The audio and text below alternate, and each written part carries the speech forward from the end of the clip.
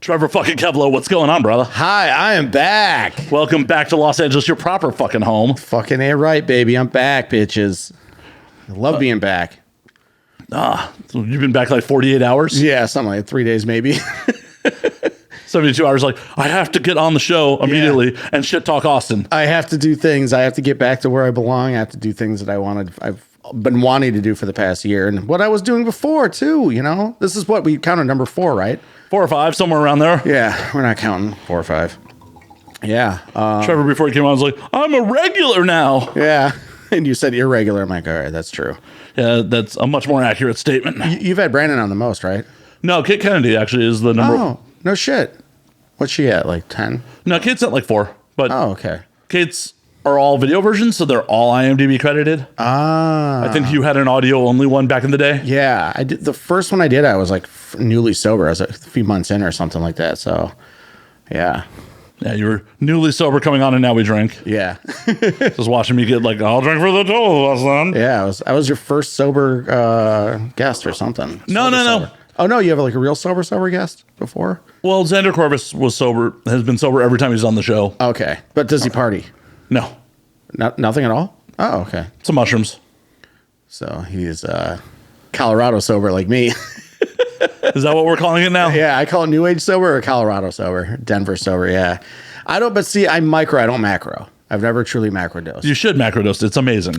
I don't know if I'm not going to say no. I never thought I'd get sober. So, and the thing is, I started microdosing with mushrooms about a year and a half into sobriety. So people are like, huh? And I'm like, read about it. Read about. Well, microdosing mushrooms actually has been proven to help people fight alcoholism. Yes. Alcoholism, PTSD. There's fucking tons of stuff.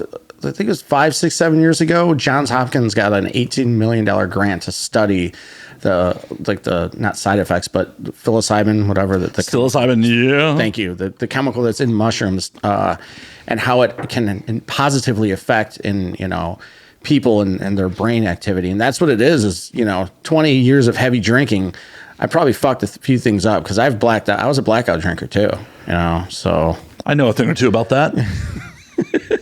And I'm like, I probably ruined some is it brain synapses or whatever they're called, the synapses things or yeah, we'll call them that. That sounds good. It sounds amazing. Synapses. And then of course the PTSD from getting stabbed and all the other shit that happened to me. So I'm telling you, next to a pair of tits, it's the best thing I ever put in my mouth were mushrooms. Yeah, they're a strong number 2. Number 2, really? Yeah, number 2. Yeah, man, I love titties. I love titties.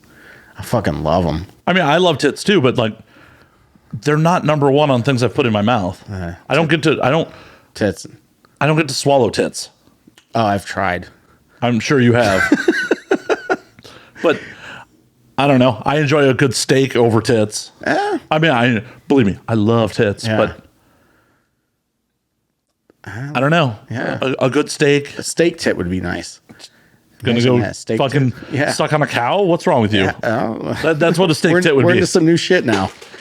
Trevor's revealing his bestiality as in my brown paper bag because the CBD drink I'm drinking is not sponsoring this podcast, so I'm not gonna. The Buffalo Trace is not either, but whatever. Maybe one day. But the bottle of Buffalo Trace is not on camera. Well, it's on the wide. That's good. God damn, I'm really gonna have to replace the wide, aren't I? I don't think so. Well, no, I mean, just compare it like image quality wise. Oh, yeah. As I don't know why in the middle of the podcast I am nerding out about my tech. Yeah. We'll stop that right now. We'll just put a kibosh on that. I'm just like looking at the wide, like image quality. Yeah. You're like, oh boy. Ugh. Yeah. But dude, how is the Austin comedy scene? Like, how is life down there? It's not bad. It's like I put it this way. It's like going down to the minors in baseball terms. It's like going down to like single A ball, but it's like it's a single A league that's like starting to thrive, but it's not, there's no industry. It's just people doing stand up, which is fine. But there's people like, I didn't just do stand up. I had my own club. I was booking, I was running a club, I was running a show, I was running bars, I was producing my own shows, I was performing. The only thing I really wasn't doing here in LA was hosting because I couldn't host because I couldn't commit to an entire show to do that because I was always running Sycamore Tavern in the dojo. It's cool, But it's not the end all be all. I overheard someone say that Austin is the new Mecca of stand-up comedy, and I almost fucking puked myself. I was like, it's a good scene to get started and develop and get better. You get up a lot, but do not fucking call it a Mecca just because it's been cool for like 8 months. Like that's the mentality of people. Oh no, it is a Mecca. You make a whole pilgrimage there, and then you fucking leave after you do. Yeah. Okay. Yeah. So yes, in the actual term, yes, your Hajj to Mecca, as they say in was that religion? That'd be Islam, sir. That's right, Islamic. So the Hajj to Mecca. But that's it, And I went there for a year, and you know what? What I got out of it, I performed a lot, and I hosted a lot. I hosted all my own shows. I got really good at hosting. I was always a good host before I got into stand-up full time. And modest too. Very modest. I did though. I created my own brand. I created my own trend. I created my own vibe, just like I set out to do. Wait, what trend? What trend did you create? The way I bring out people, the way I host my shows, it's very loud and boisterous, as we were talking about earlier, Chicago style. And I would do kind of like a WWF ring announcer, kind of bringing out my comics, but I wasn't just bringing them out. I was also hosting and doing comedy. And then the way I brought them out was very boisterous. Like, it was fun, and people. There was some spectacle to it. Yes, yeah, it was a show, and I've asked comics. I go, hey, I'm like, I know everybody and their mother's trying to get on your show. I'm like, all I want to do is bring you out as the host, and that's it. Like, I'm not kind of like a Bruce Buffer thing. And they're like, oh, that's cool, But I saw some other comics in town starting to do the same thing, and I was like, what are you guys doing? Like, don't do that. That's my thing. Start your own thing. Just do your own thing. That was a problem there too, is there's a lot of overlapping of ideas. Somebody took an idea, and then you saw 3 other people or 3 other promoters or shows with the same exact idea, just reworded. And I'm like, this ain't originality. But that's capitalism. Yeah, it's capitalism, but it's Austin. I thought Austin was like the, anti-capitalistic. I'm just kidding. Like, I'm sorry. I can't sell that load of bullshit. I don't think they can sell that. It's a heavy tech town. Yeah, they took a major turn, about 10 years ago, and it turned into a fucking tech town, and it just everything. And now Elon Musk is moving his headquarters there. I just saw for Tesla. That just popped out a couple days ago. Not surprised. Anybody that's surprised by that's a fucking idiot. It's like, of course, he's going to save 14%, alone on income taxes. No, what's more surprising is he kicked Grimes to the curb. Yeah. Well, maybe she wasn't doing it for him anymore. I don't know. But he had like a math problem child with her. Yeah. Like, that's an expensive baby mama if you're a billionaire. Yeah, like, that's his kid's name is probably his code to his like computer or laptop. It's like, if you want to hack Elon, you just type in but I don't know how to make those special characters. I don't either. It's only on his laptop. It's like Control-Shift-5. It's like Enter. It's like Tools Enema, or Enema or whatever. It's like it's not even a real word. It's just like symbols. It's like Prince. Yeah. That kid's not going to be as talented as Prince ever was. Rest in peace, Prince. Fuck no. Yeah. Austin's cool, though. I don't want to shit on it. I just...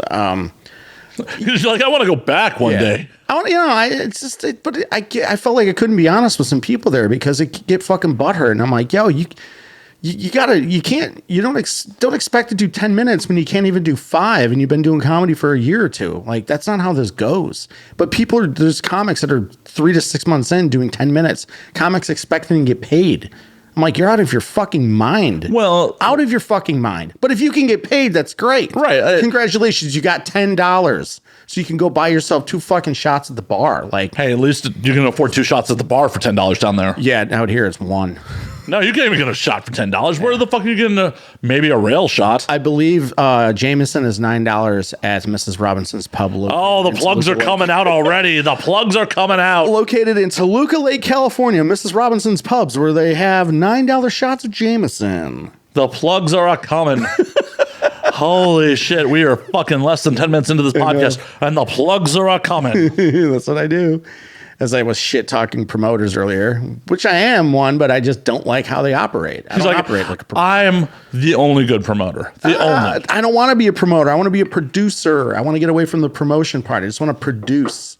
That's what I love to do. I love producing and performing. The promoting, kids, leave that for the kids and the up and coming comics. They can do that shit. I don't want to do it. I've been doing it since I was their age. I'm fucking 43. I deal with some kids that are like 22, 23. And all they want to do to produce or promote a show is just put it on their social media, and they think that's it, and buy an ad. I mean, but that's how it's worked since the MySpace age. But there's so much more to that's what everyone's doing. You have to find a way to do something. You have to think outside the box to make your show or your brand different. Not just better, but different. That's it. Well, I agree, especially because these days, at least in like the MySpace age of promoting on social media, Yeah. if you put it up, everyone on your list saw it. Yeah. The algorithm these days means half your audience may not even fucking see it. At least half, yeah. It's fucked up. You know, I was working with a guy right before I left, and I actually handed the reins to him. We rebranded Corrupted Comedy to Corrupted Comedy ATX.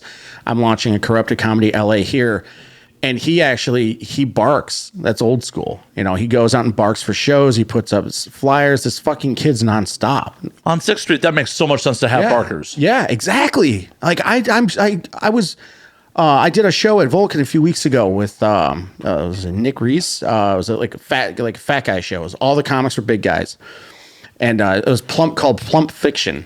And I had this idea before I even moved here. I had the same exact idea, but a different name. He didn't steal it or anything. It was just the same idea, you know.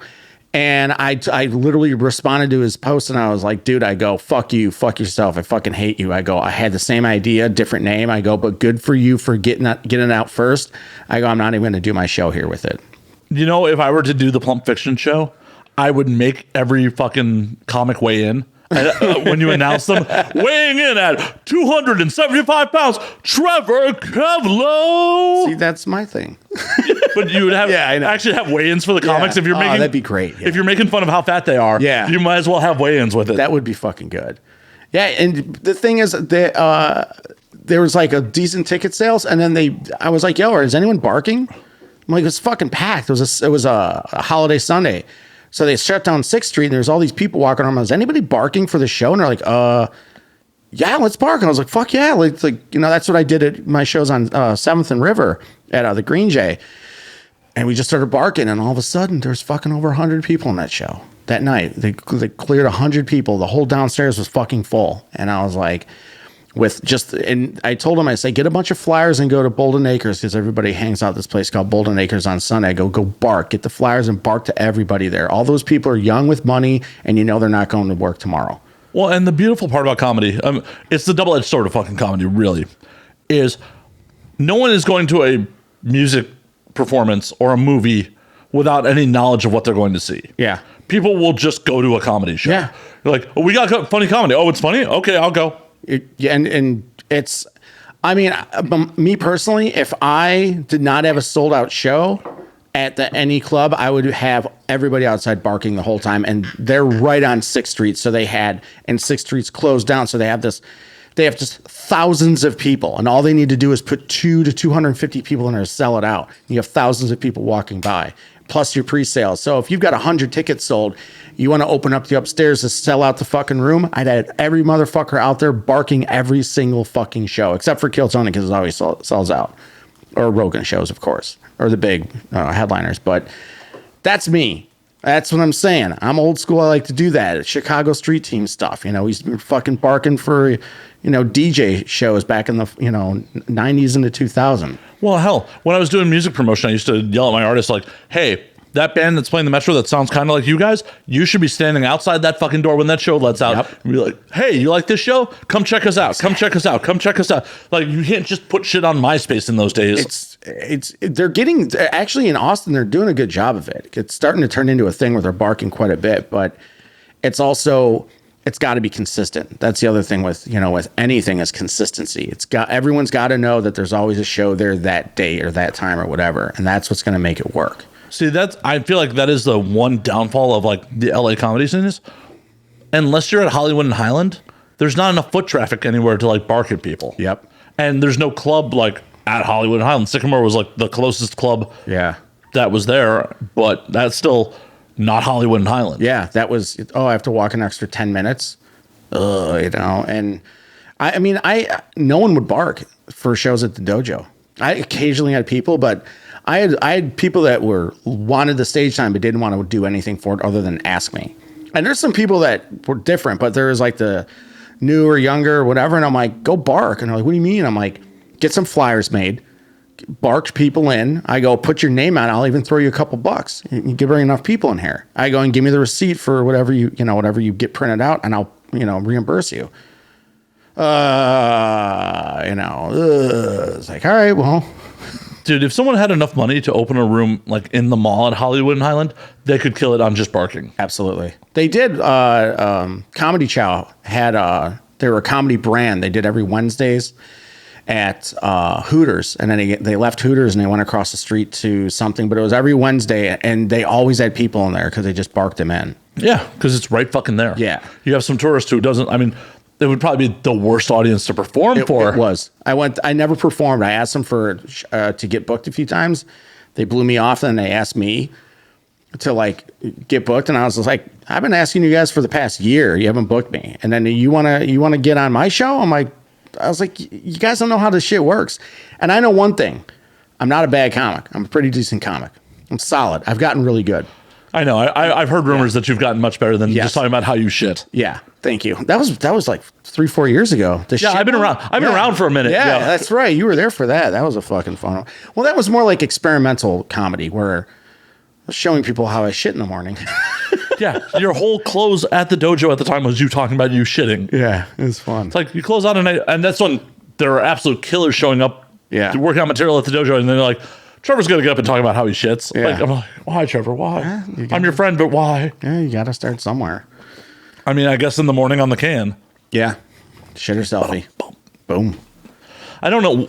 Are you still doing the shitter selfie? Every day. 271 days straight.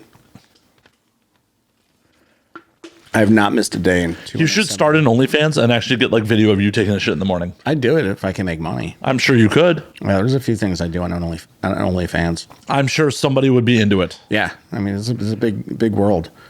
So, what, 7 billion people at least? Yeah. All you need is like 200 of them to spend like $5, and that's $1,000 a month. I want more. I'm greedy. I mean, obviously you want more, but would you be upset at an extra $1,000 a month for just shitting in the morning? No, it'd be great. Right. So don't knock it. But I like 10 grand.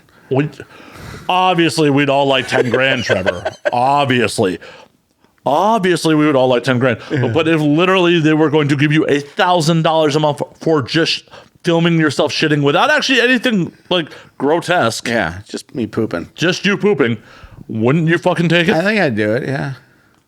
I'd buy a GoPro. Get on it. Yeah. What are you selling yours for? How much? You can get one of those on the fucking eBay. I need mine. We're running a production house in this motherfucker. Yeah, we are. Yeah, speaking of, you fucking pro this place out. Let everyone know that anybody that listens to this and wants to get on this is pro setup. Thank you. We're not in Austin anymore. Holy shit.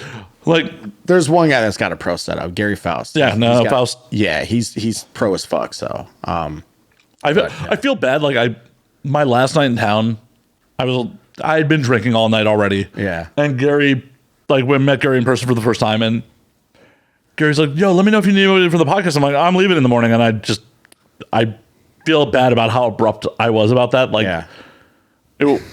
Like I didn't mean to be a dick there. Yeah. I'm not. Oh my god! And now we drink such a big brand. I could be an elitist dick. No, that was not. I was just drunk and it was just like. But I'm leaving in the morning. And I'm like, oh hey, we should set something up. And yeah. No, Gary's cool as fuck. No, Gary's cool. Like I like Gary, especially like he caught me off guard because I was hanging with Red Band, and Gary comes up like, oh hey, I'm Gary. I'm like, oh hey, Matt. He's like, Matt Slayer. I'm like, yeah. I'm not used to people like, yeah. So I'm Gary Faust. I'm like, oh shit, hey, what's going on, man? Like.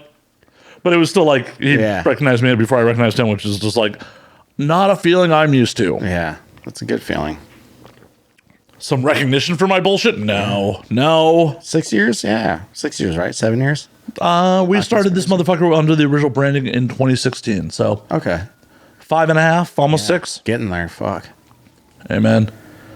Fucking A. Most podcasts don't make it nearly this long. Yeah. Pure fucking ego on my part. Hey, man. You're fucking doing it. I'm doing it. I'm just spending more money than I have ever earned. There's nothing wrong with that. I put it back into my love. I put it back into my work. I put it back into my tax deductions. Yeah, no shit. I'm going to deduct everything, man. It's the way to be. Yeah.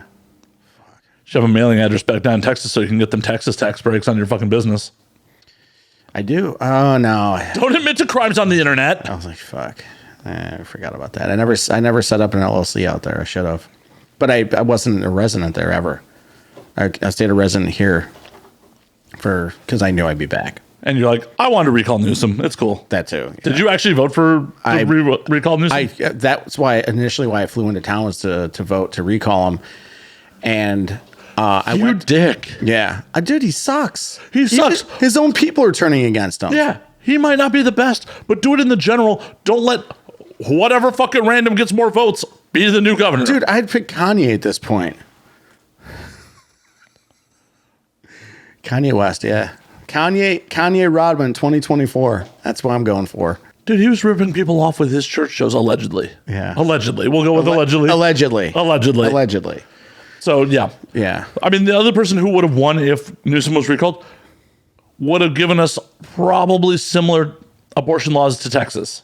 Do you think you could pass that, though, in California? I don't know. Honestly? Well, here's about the big picture is California has the oldest serving fucking senator in the country.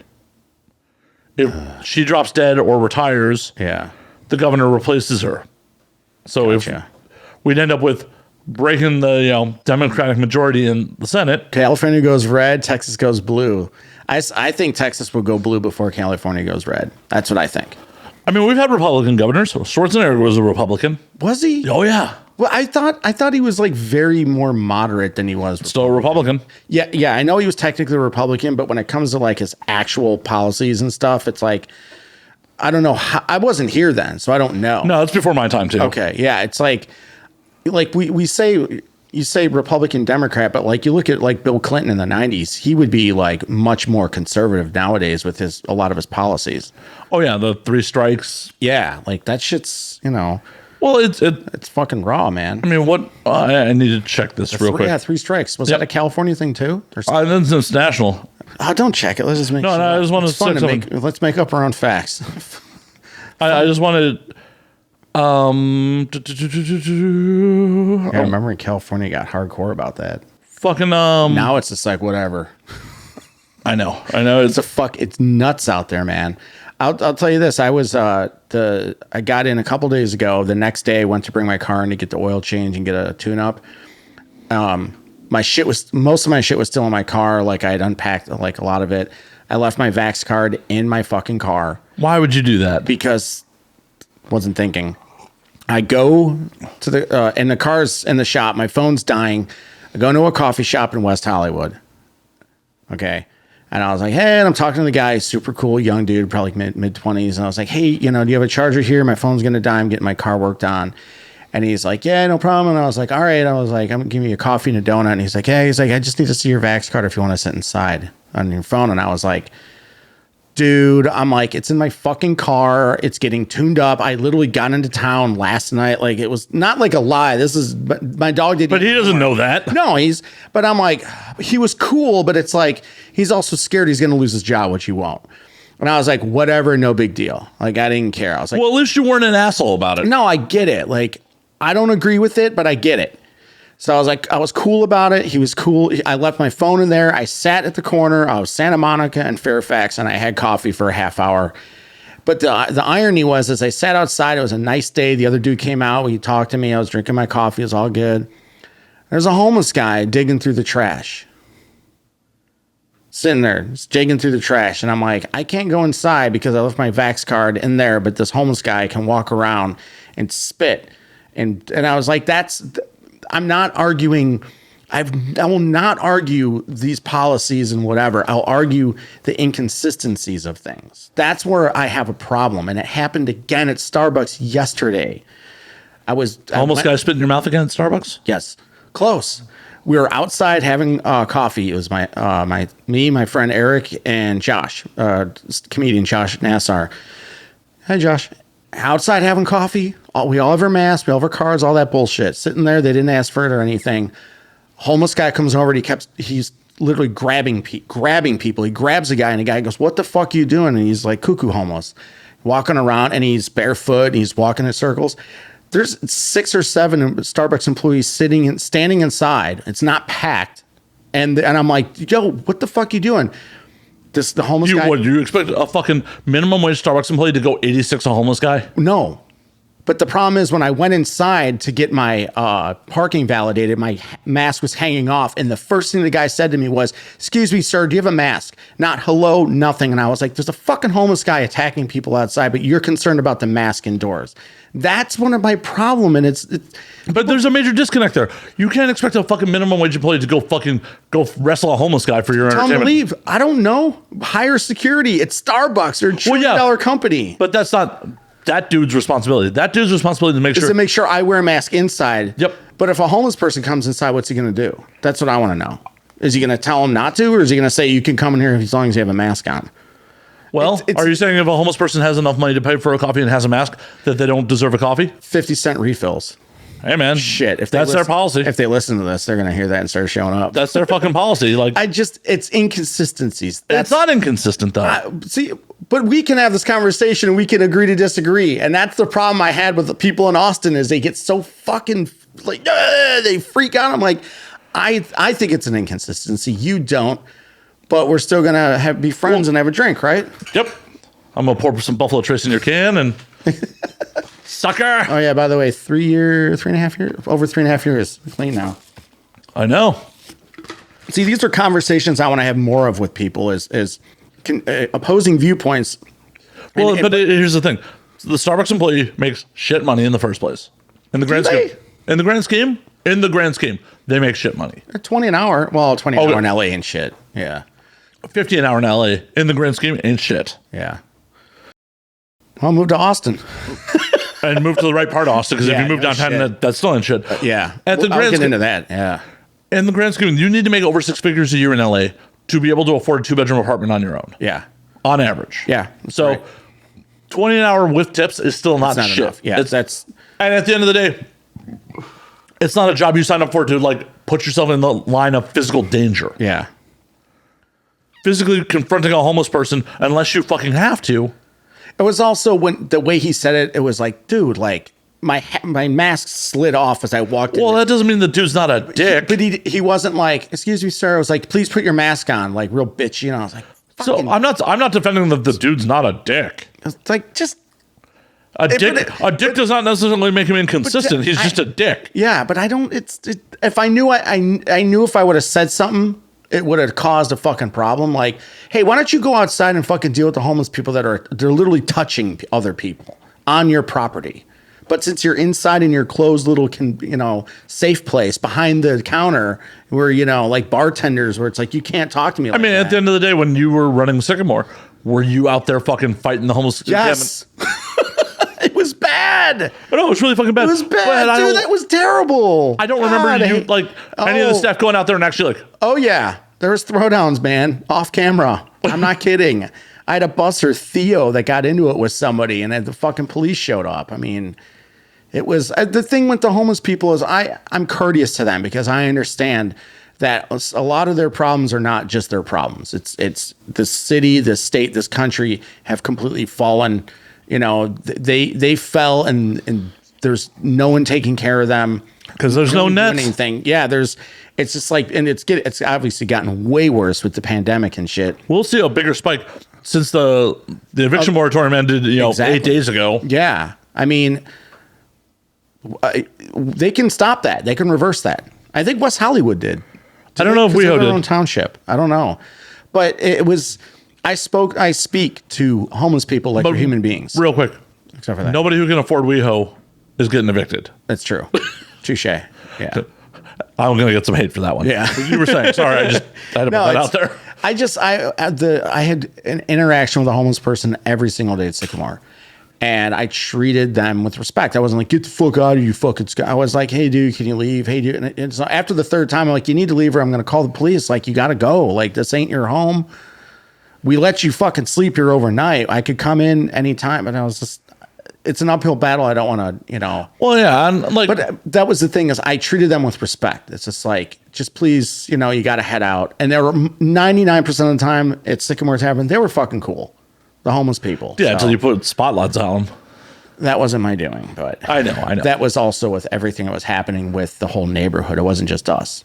We were the the scapegoat of all the problems there. But I'm like, yo, it's a city epidemic. It's a county epidemic. It's not Sycamore Tavern epidemic. I was like, this problem's going on all over town. Don't point at us. Oh no, it's definitely a Hollywood thing. Like, Yeah. a block from here, like I just had to walk a couple blocks, and it's just like, oh, there's encampments. Like, you cannot walk in my neighborhood without walking through an encampment. Yeah. But you still have to pay through the ass for rent. It's like, come on, guys. What are you For doing? now. Yeah, for now. For now. Yeah. Maybe. I'm just gonna keep feeding the homeless until it brings my rent down. Yeah. That's my master plan. There you go. Wow. That's a good idea. Just be like, yo, we're basically running a soup kitchen in front of my apartment until my rent goes down. Yeah. Yeah. 10-cent cans of soup.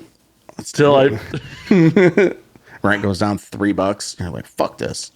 I mean, but I could write off the soup as a production. Like, Yeah. that creative math. There we go. Like, we'll film me feeding the homeless as a promo. Matt Slayer feeds the homeless. Like, Yeah. what the fuck? What is this? Just trying to fucking shave some fucking points off. Right? See, I'm generally respectful to the homeless, except like yesterday, I was pulling into my garage, and a homeless dude rode his bike into the fucking garage. I parked, and he's camped up by one of the fucking doors, and I just like, yo, man, you fucking live here? And he saw me, and like, phone out, filming him. I'm like, yo, man. And he's just kind of like, and just out. Good. Like, it's, I know how bad it's gotten. Like, before the pandemic, it was bad. Now it's fucking awful, and it's going to get worse. Oh, it is. And, You know, people are going to get evicted, thrown out, you know? I understand you're desperate, but I also am like, I'm not going to just let you fucking come rob. Exactly, though. That problem is it's just getting worse. Like, and it's not just here. It's bad in Austin. It's getting it's worse. bad everywhere. Yeah. But I'm also, it's one of those things where like, I'm A-okay with you existing. I'm A-okay with whatever's going on. I'm not also going to enable you to just fucking rob 100% agree. me or my neighbors. Yeah. Stay at them. This is private property. Just stay. Like, they allow you to, they give you tents to sleep on the street. If that's the choice you want to make, that's the choice you're going to make. The ACLU in California is allowing you to do that. You can't touch, the police officers cannot legally touch their shit. Go over there, do whatever you need to do, or there are programs in place in LA County where you can check into a homeless center, get into a job work program. There are programs set up for people to do it that want to do it. That's the only thing. Yeah, a lot of people don't want to do it. And if you want to do it, yeah. And then, of course, to stay in these homeless shelters, you've got to be sober. You have to check in. There's all that. Well, they've turned like some of the downtown hotels into like, Yeah. the LA Grand Hotel is a turnkey. Yeah. And I rolled by there and I was just like, what the fuck's going on? I rolled by the front and saw all the security. I'm like, is there a special event going on? And then I saw the people that they were like searching. I'm like, oh, what? Okay. Yeah. Okay. There was rumors of, not rumors, but I think ideas of shopping malls, because shopping malls are going extinct essentially. And there's like all these little shops, you get a giant mall and there's all these little shops. It's like you could fit how many fucking beds in there? Put up makeshift walls, partitions. Like, fuck Century City. Let's put the homeless in Century City. Dude, Circuit City, man. No, like Century City Mall. Century City Mall. Yeah. Yeah. Right. By all the agencies, that would be amazing. Yeah, that'd be fucking hilarious. That's what it did in Austin. Downtown Austin at 7th and River in the Cultural District, which was where all the fucking music is over there. 6th Street, they put a homeless shelter right smack dab in the fucking middle.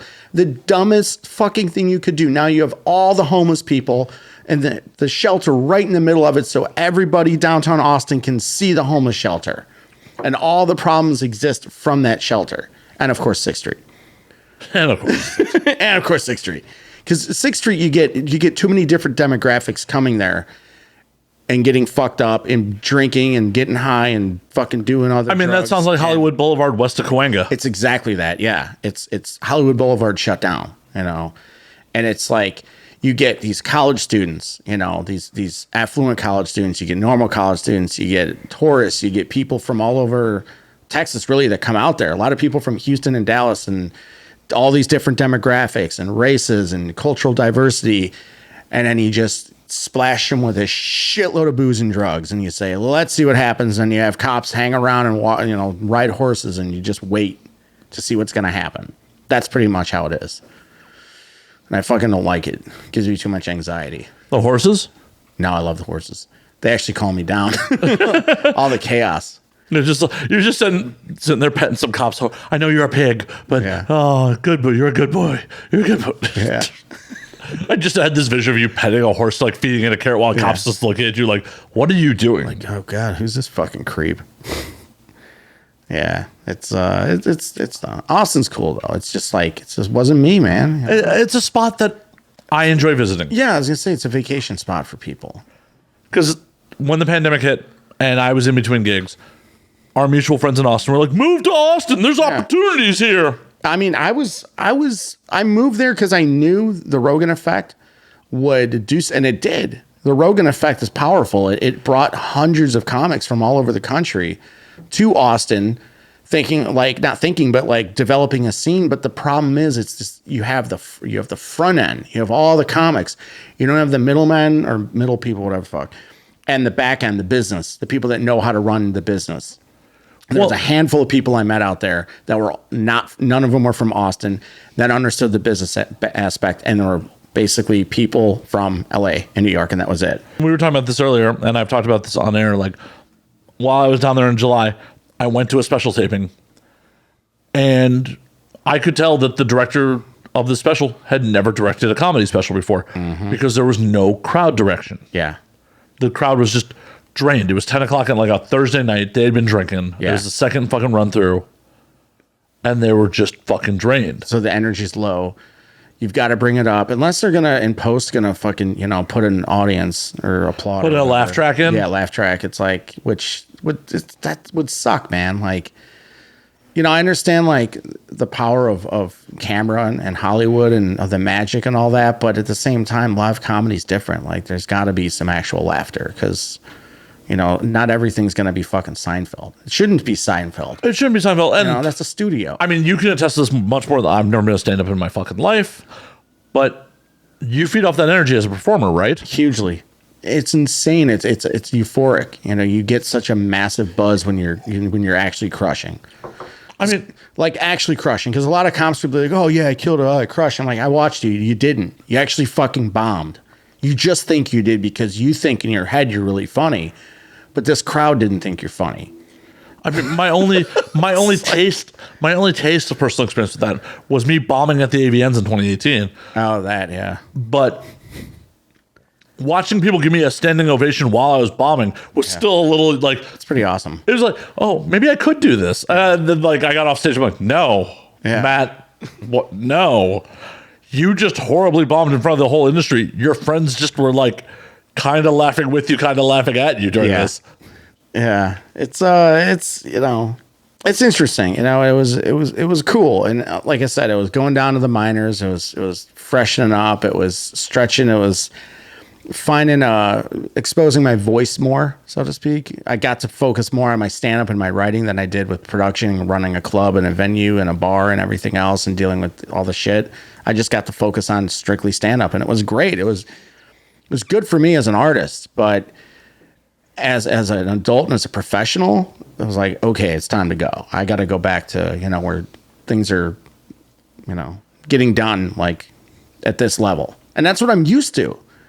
It's not a diss, but I start my stand-up career really started in Los Angeles, not in Chicago. It started in Los Angeles. So going there was like a good thing where I could just get up a lot. But it was also the vibe. It wasn't me. Like the whole backyard barbecue thing, this isn't me. That's not my thing. See, I really enjoy that as a vacation. Yes. It's cool to go. That's a cool thing to go do. But I'm more of a get coffee, sit at a coffee shop, outdoor, indoor, go up to Laurel Canyon, have coffee up there, like go to the valley, go to the ocean, go to the mountain. Like that's my enjoyment, and sobriety. Those are the things I like to do. In Austin, it was like, go for a drive. I'm like, all right, this is cool. Go fishing. And I'm like, okay, it's 105 degrees out. The humidity's 200%. I'm fucking sweating from every, hole in my body. And I'm like, I am done. Like, and it's like, all right, well, I'll go at night. And then I go night fishing. And then I get attacked by fucking every bug possible. And I was like, all right. Yeah, between the humidity, bugs, and that, like, I'd have to wear condoms. Yeah. The other thing, Bobby warned me about the fucking humidity. And I was like, oh, it's like Chicago. He's like, no, you don't understand. And I was like, all right. The humidity there ain't no joke. The weather there ain't no joke. 105, 110 degrees. And the thing is, sun goes down and then it's like, oh, it dipped down to 98 degrees or 103 degrees. And the humidity's still fucking heavy.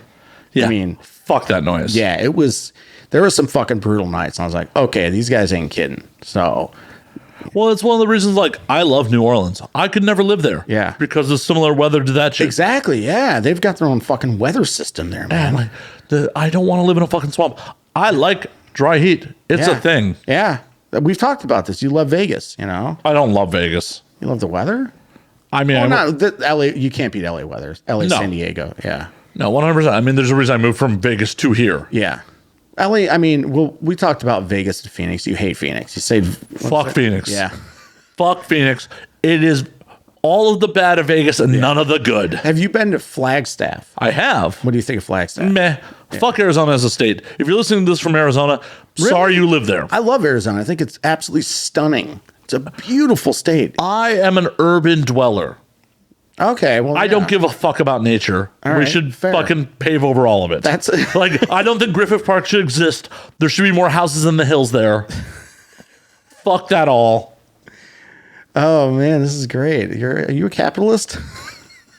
Obviously, I actually work in entertainment. Yeah, that's true. Oh man, I'm not an outdoorsy person. I am not. I like climate control. Yeah, I mean, I'm not outdoorsy where I'm like gonna like. You were fucking fishing. I was fishing, but like I know how to fish. I don't know how to hunt. Like I'm not gonna turn total fucking. You know. I mean, the last time I went fucking fishing was with my grandfather in like maybe the 90s, like the early 90s. It was like 2 weeks ago for me. I know. Yeah, and I'm like fiending to fish here, but. I could live. Go fish at Echo Park Lake. It'll be see what you drag out of there. It'll be a body or a fish. You never know. Shit. I consider retiring to something more less urban, more nature. Retiring. What delusional world do you think you're going to retire in? I don't know.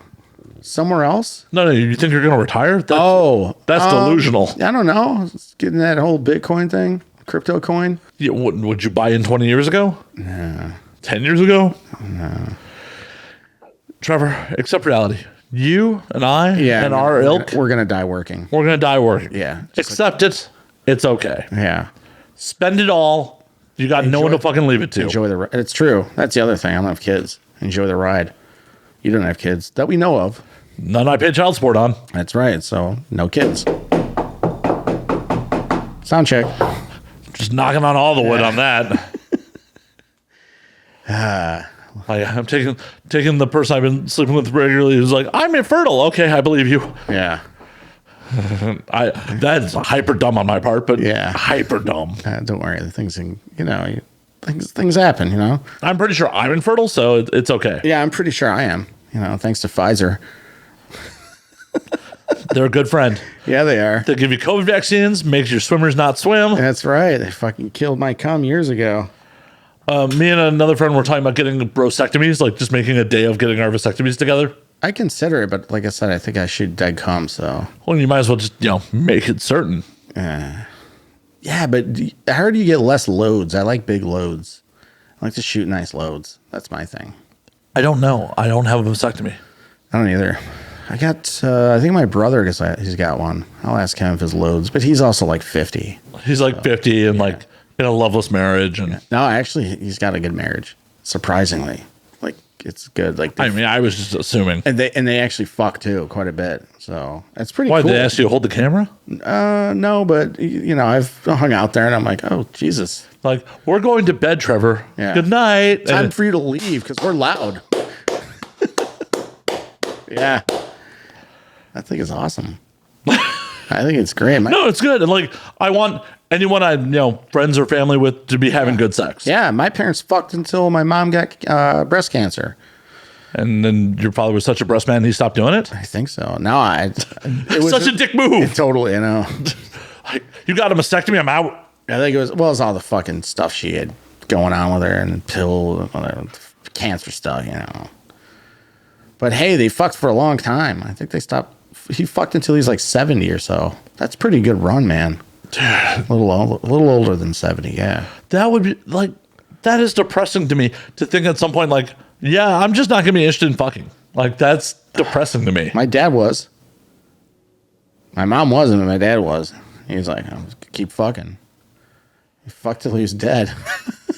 He fucked himself like, to death. Like, that is the natural life cycle. Like, where at some point we're just like, I'm cool with not fucking. Like, yeah. that is kind of depressing to me. Like, You're like, Sports Center's on soon. right. I said, I mean, this got to be like 20 years ago at this point, where I'm like, at the point where my dick stops working, you might as well kill me. This is well before ED pills were a thing. Yeah. You know, but they need to make pills for women to get them hornier. Well, I mean, they give it, the guys get them. We get dick pills. Why don't girls get pussy pills? Well, but the dick pills don't make you horny. They just make it so you can perform when you are horny. Yeah, but I mean, I don't know. Figure something. How about, actually entice your partner into wanting to fuck you? That's true. Yeah. Like showering and bathing and all that weird stuff. I know. It's such a fucking hassle. Like women have made that, that argument like, oh, men have dick pills, women have nothing, and I'm like, it's because it's always about men, and women have, get implants and, for men. And I'm like, no, I mean, I hope that any woman who's listening to this if they got an implant, got it for themselves. I fucking hope so too. I mean, I would literally love for women to have a pill where they could take it and they want to fuck. Like, that would be awesome. Because every single girl I ever date, I'd be like, I will buy them. And when you don't want to fuck, but you kind of do, you take one and you let me know when you're ready. But at the end of the day, if they kind of want to fuck, they're just lubricant. Yeah. But they feel the sensation of wanting to fuck, not just like, I'm going to fuck. Yeah, but little blue pill doesn't give you the sensation of wanting to fuck. As I've been told, I've never actually taken one. I was going to say, I've never taken one either. I bought them. I bought them from a friend out here, and then I ended up giving them to another friend. I never took them. And I want to buy some just to take it, to use it, to see how it is. Because why not? I mean, the fear of a 4-hour erection that doesn't go away. I mean, I would just make sure that I paid for her for the day. Fair enough. Well, but that's the thing. Like, ED pills can trash your ability to get an erection naturally. Oh, really? Oh, that sucks. Well, one time. Yeah, one time ain't gonna kill you. Yeah. It's one of those things where I've never felt the need to. I've definitely failed. Yeah. I have definitely failed. Like, I've drank too much and been like, yeah, I love you, girl. Well, not I love you, but yeah, I want to really badly. The mind is willing. The body is just not it's not there yet. Yeah. Shit happens. No. And any dude who's never failed is fucking lying. He's a liar. Yeah. Any dude who's never failed is fucking lying. Any dude who's like, I don't masturbate is fucking lying. That's a fucking absolute farce. I hate men that say that. They're not men. They're fucking full of shit. They're assholes. But every dude jerks off. We're of about the same age group. At least back in the day for me, people would talk shit about if you talked about it because, you can't get pussy. That's why you're jerking off. It's so dumb. But we were fucking kids. Yeah, of course. As an adult, it's like no. Jerking off is awesome. It was more awesome then. It's less awesome now, but I don't know. It's still awesome. But I haven't had to matrix dodge one of my own loads in years, so nothing like being in your early 20s and firing a load over your shoulder, whoa, fuck. God, those are good old days, man. Just fucking. Yeah, these days it's there. Some fucking Peter North shit. The mailman, the king of loads. He's a fucking beast. Time it catches up with us all, and it's just okay. Well, I mean, I'm thrilled at 40. I still have as much hair as I do, and that I can get my dick up on my own. Yeah, that's true. Same here. Got a good head of hair, and my penis works. I mean, my hair is not as good as it was 3 years ago, but it's still here. It's still here. I'll take it, man. Fuck. As a Jewish man, and I fully expected by this age I'd be fucking bald. Yeah, you fit that description. The bald Jewish man.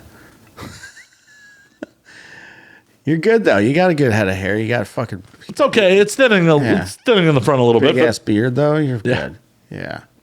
Oh, and it's migrating to my back like a champ. Do you dye it? No. Like that weird whatever the fuck's going on there, gray on the side. Fuck. No, I thought natural. You dyed it that way. You thought I dyed my fucking... It's like some weird Wolverine shit going on there. Mine's fucking a mess because I dye it and then I let it grow out and part of it dyes or darkens more and this looks like blondish. I don't know. No, this is just natural. Yeah. You think I would dye this? I don't know. Maybe you had you did a movie, you did background, you did featured. I don't know. Maybe no. $2. $200 to dye your hair? Fuck yeah. No, the sideburns are just gone fucking gray. Just decided to go gray. That's like, funny. Yeah, sideburns are gray, goatee like pretty black, couple grays in it, but If anybody can see this, it just looks like it was produced. It was manually produced. It wasn't nature. no, if it was manually produced, it would all be fucking black again. Yeah. Same here.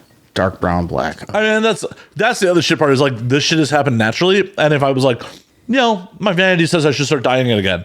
Like, there's so much fucking footage of me on this podcast to be like, last week, Matt, last week. Yeah, what happened there? Yeah. You look different. What's changed? That's a weird, like, it's like Jennifer Grey's nose. Like, Yeah. there's so much, Like, what happened there? yeah, so much footage of you looking like this. Demi Now you- Moore's tits. Hey, Yeah. chef's kiss to that shit. Those are fucking. Wow. She looks hot for, 80? However old she is. When she goes young, she goes Ashton Kutcher, like former model young, not. I'd still fuck her. Well, obviously, Yeah. she wouldn't fuck you. Oh, yeah. Well, you never know. I mean, You never know. maybe she. You could win the lottery. Yeah. Maybe she wants a guy that makes her laugh or giggle. I mean, I know how you to, never know. I know how to make them laugh. You just pull on your pants. That's never worked for me. No, they don't laugh at it. No. Ah, sorry, son. Does that happen to you often, Trevor? No. Never. Never girls look at it and say, I guess I can work with that. Well, and that's the thing. Like, holy fuck, though. Like, pop culture and movies led me to believe that, like, that might be a thing. Yeah. Like, I've never had a woman, like, where, like, it got to that point and be like, I don't have a huge dick. I have an average sized penis. Yeah. I've never had someone be like, nah. Even, I've never been turned away for an average cock. That would be weird, though. but, like, Think about that. pop culture has led me to believe that, like, that could be a thing. You also work in porn, so it's like, you're around enormous cocks all the time. It's like, Jesus, yeah. Yeah, and if you get self-conscious about, like, having sex with someone who's had sex with huge cocks, it's really little dick energy. Yeah. I mean, I know girls that fucked some of my friends or dudes I know with monsters, and I'm just like, I'm still going to fuck good. I also going to eat pussy well, too, so that was... It's key. It is key. Yeah, that's... Because I like when a chick has a good time, That makes me feel good, Well, definitely. Enjoy that. That's how it should be. And it's also kind of the key to repeat business. Yeah, exactly. That's exactly fucking it. You want to get that again, not fucking... Yeah, if she had a mediocre time, like, well, she has options. Yeah. Women always do. All of them. Oh, yeah. All of them. Even really ugly ones. Oh, 100%. Yeah, they're still going to get laid potentially more than most guys you know. If they choose to. Yeah, exactly. I could lower my standards to nothing and possibly still, like, have a dry dick at the end of the night. If a woman lowers her standards as low as she wants or as low as possible, she will have multiple suitors. I would just like to be able to just go up to women and be like, I find you very attractive and I'd either like to take you out sometime or maybe just have sex. So why don't you? In a very honest... Why don't you? The fear of... not the fear of... what is it? Rejection. I'm used to that. It's more so... Like this day and age, like you never know who's gonna fly off the handle and like go fucking nuts. Like, how should you ever ask me something? Why are you worried about that? I don't know. Women can kill men too. Okay. They can murder men too. If they're willing They to get murder crazy. you, if They get crazy shit. They get nutty if someone cakes. is willing to murder you, they're probably going to be willing to murder you at any point. So you might as well shoot your shot. If a woman's willing to murder a man for that, she's probably really good in bed too.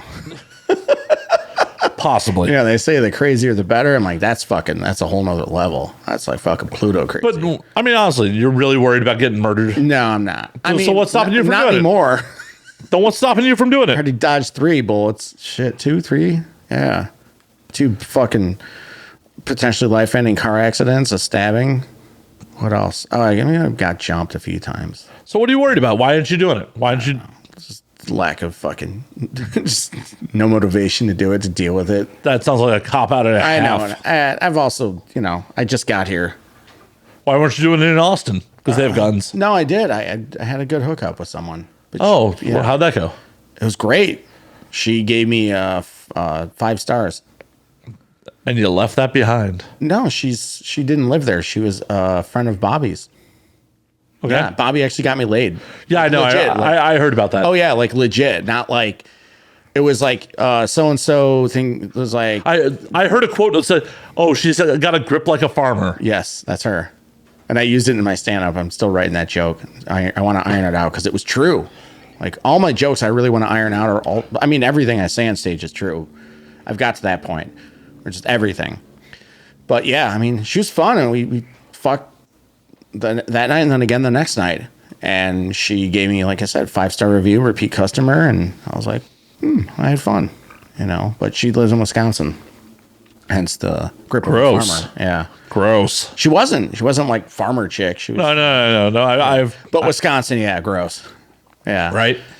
Yeah, I mean, she actually she commented on something and was like, "Oh, can I come crashing your couch?" And I'm just like, "Couch?" I mean, maybe after I orgasm. I was like, "Is that code for dick?" Well, why don't you fly her out? No. Why not? I got my niece staying with me too. She can hold the camera. She's old enough, yeah. Yeah. I'll wait. I mean, your niece knows you fuck, right? I mean, if she didn't before, she knows now. Yeah, she knows. She's a good kid. Well, not kid, but young adult. So, what are you gonna do when she brings someone home? I don't know. Maybe tell her like that we got to work on this because my niece is also gay, so that's actually pretty cool because we check out chicks together. Well, hell. Yeah. Just most of the time they want to fuck her and not me, so I get. Well, yeah, I mean, yeah, that makes sense if they're into girls. Yeah. Well, she's bi, but she's more gay. She's more into chicks and dudes, which is good. Just fucking. You're just like, I don't want dudes in my house. It's so nice. It's like, but then again, I mean, can be 22-year-old women can be a bit. So, 2 of them, that's a lot. Not your problem. Her relationship, you could. Oh yeah. Yeah, it's yeah. I guess we'll have to have that talk. You're gonna have the talk with her. So the birds and the bees talk. Isn't it the birds and the birds talk at that point? There you go, Matt Slayer. Not a comedian. Not a comedian. Pure podcaster. Oh man. Comedic personality, as I like to say. There we go. Podcaster of the comics. And the occasional porn star. Yeah. Occasional. The thirst on you when you showed up today. The thirst on you. Oh yeah. I was like, all right, look at this chick. Got some hotties on here, man. It's nice. Makes for good content. Yeah, of course it does. I mean, that's what keeps the fucking audience. It's a hot girl, typically with great tits. It, has a personality. You're going to get a lot of people tuning in for that. Not me. Trevor. I don't know if it's the brisket or how the barbecue's been going, but you have great tits. I do. They're all natural, too. Great tits. I do. I'm proud of them. They're all natural. They're mine. I made them the way they are. All that Austin barbecue just. Yeah, well, they got to settle down with that shit. There's other food out there in the world. It's everything. It's like brisket coffee, brisket tacos, brisket barbecue, brisket donuts. Like it's like fucking listening to the fucking dude from Forrest Gump. Fucking shrimp this, shrimp that. It's how it was. It's how it is in Austin with the brisket barbecue shit. I'm like, Jesus, guys, there's other food out there. Brisket fucking Chinese food, brisket egg rolls, brisket soup, brisket ice Stop cream. it. I'm fucking getting hungry. Brisket cigarettes. It's like, oh, what the fuck? Getting hungry, Trevor. Yeah. Goddamn. It's like, you guys got fish? You fish? You're 4 hours from the ocean. You got to have fish. Like, there's other shit out there. Steak? I don't know. They got some good steakhouses there. Yeah, they do. Yeah. No, I mean, there was some good food there. I'm not shitting on it like Tim Dillon, but he's famous and I'm not. So yeah. I looked at how much he's making on Patreon alone. So yeah. He like bought a house and then turned around and rented it out because he didn't want to live there anymore. That's how much he makes. Like bought it like that. Yeah. No, Tim Dillon's doing well for himself. Yeah. Good on Tim Dillon. Yeah, good on him. Good on him and his hair. He's got weird hair. He's got like floppy kid hair. I like it. It's funny. He can do whatever the fuck he wants. Yeah. Instead of 2 aging dudes from Chicago being like, I wish I was making a quarter of what Tim Dillon was making. Wish I was making a quarter of it. Yeah. Nah, I'm good. I'm just really happy being here, man. Like it's everything. Even my niece is like, you just are different. She's like, she was out in Austin with me for a couple months and she's made the She's like, I like it. She likes it better here. She had a rough go at Austin. I introduced her to a good amount of people, and she did not have the best experience with most of them. There's a few people she liked. There's a few people that were just shitty to her and just had an attitude, and she's like, what the fuck happened? It wasn't like anything, like they didn't go out of their way to be like cunts to her. They were just, their attitude was cunty. They weren't like, oh, fuck this girl. It was more like, what do you want? You know, the service and the people she met and some of the comics she met, like, they gave her fucking really shitty attitude. And she's like, I don't know why they're acting like this. You know, I'm working the door, I'm doing my job. And they're like, oh, I'm a comic. And she's like, I don't care. I don't know who you are. You still have to pay. Because my shows, I was like, unless you're on the show or you're a +1, comics have to pay $5 to get in because I had to rent the fucking room. Right. These fucking, this is where I'm going to fucking put the hammer down.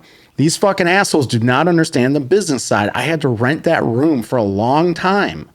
There was a lot of times where I did not make any money. I lost fucking money because I had to rent the room and I had to pay the headliner because I guarantee headliners money. So I had to make a certain amount just to break even. And these fucking clowns, not all of them, some of them think they could just waltz in and hang out and leave. I go, I'm not renting this room for you to hang out. This isn't a fucking like a house party. And they treated it like that. And I was like, you don't understand the fucking business because all you care about is getting your 5 to 7 to 10 minute sets in and go to a fucking open mic and do that. Don't come to my show where you have to pay because I have to rent the fucking room. And then I finally didn't have to rent the room. I got to the point where the owner and I we developed a really good working relationship. No longer had to rent the room. So I was able to lift it with a lot of comics, but it was like the fucking attitude there. It was just like the entitlement. Oh, yes, the entitlement. I'm like, who the fuck are you? I look this person up on Instagram. I'm like, you're fucking nobody. Like, I'm sorry, I'm being an asshole, but you're a fucking nobody. You think you can walk in just because you say you're a comic. This isn't the Comedy Store. This isn't Los Angeles. You don't just go do that where they're making fucking hand over fist money. You know, this is a one-off show with an independent producer, promoter, me, and comics that it's like that I have to book that are promoting the show. And you think you can just walk in because you did an open mic a week ago? Like, fuck you. That's the shit that fucking really, what is it? What does Peter Griffin say? Burn my, I don't know. Piss me the fuck off. Trevor Keveloh says, piss me the fuck off. And there is plenty of them. And the thing is, it's such a small town compared to where I've lived most of my life. And it's such a tiny industry there that is magnified times more. When it's like there's 20 or 50 or 100 of that every day around here, it's not as big because it's happening. But there, it's like you have this attitude where, oh, I'm a comic. I'm like, well, this isn't a comedy club. This is a comedy show. There's a fucking difference. I have to rent the room. There's a cover. If you don't want to pay the cover, you can go down to the other club that lets you in for free and you sit in the back, in the outdoor area and smoke your fucking weed out there. And I've told people that and they look at me and I'm like, this is a business. And if you can't respect the business, then you're never going to fucking make it in this town. Or not in this town, but you're never going to make it in this business. And that's what I say is the business side of it. There's not many people in that town that really truly understand the business side of it. There are some, yeah. There's some fucking dudes that know what they're doing there. This guy, Josh Castro, knows what he's doing with the business. He really understands how to market, how to build the business, how to do it. And he's a Texan. He's not from LA or New York. But there's plenty of that shit. And my niece was getting dirty looks, because she's a young girl. She's attractive. She's got tattoos a little bit. Like, she's got a really good look, and you see the female comics come in that kind of like give her the evil eye or stink eye or like kind of shitty with her, and she's like, "What the fuck's their problem?" I'm like, "They're fucking insecure, is what the problem is." Insecurity in comedy? No, never. Shocking revelations here on our podcast, but that stuff, it's like, just why can't you be fucking cool? Why can't you just be cool? Why can't you just be like, "Oh, hey, what's up? I'm so and so. I'm a comic. I'm on the show. Or I'm friends with."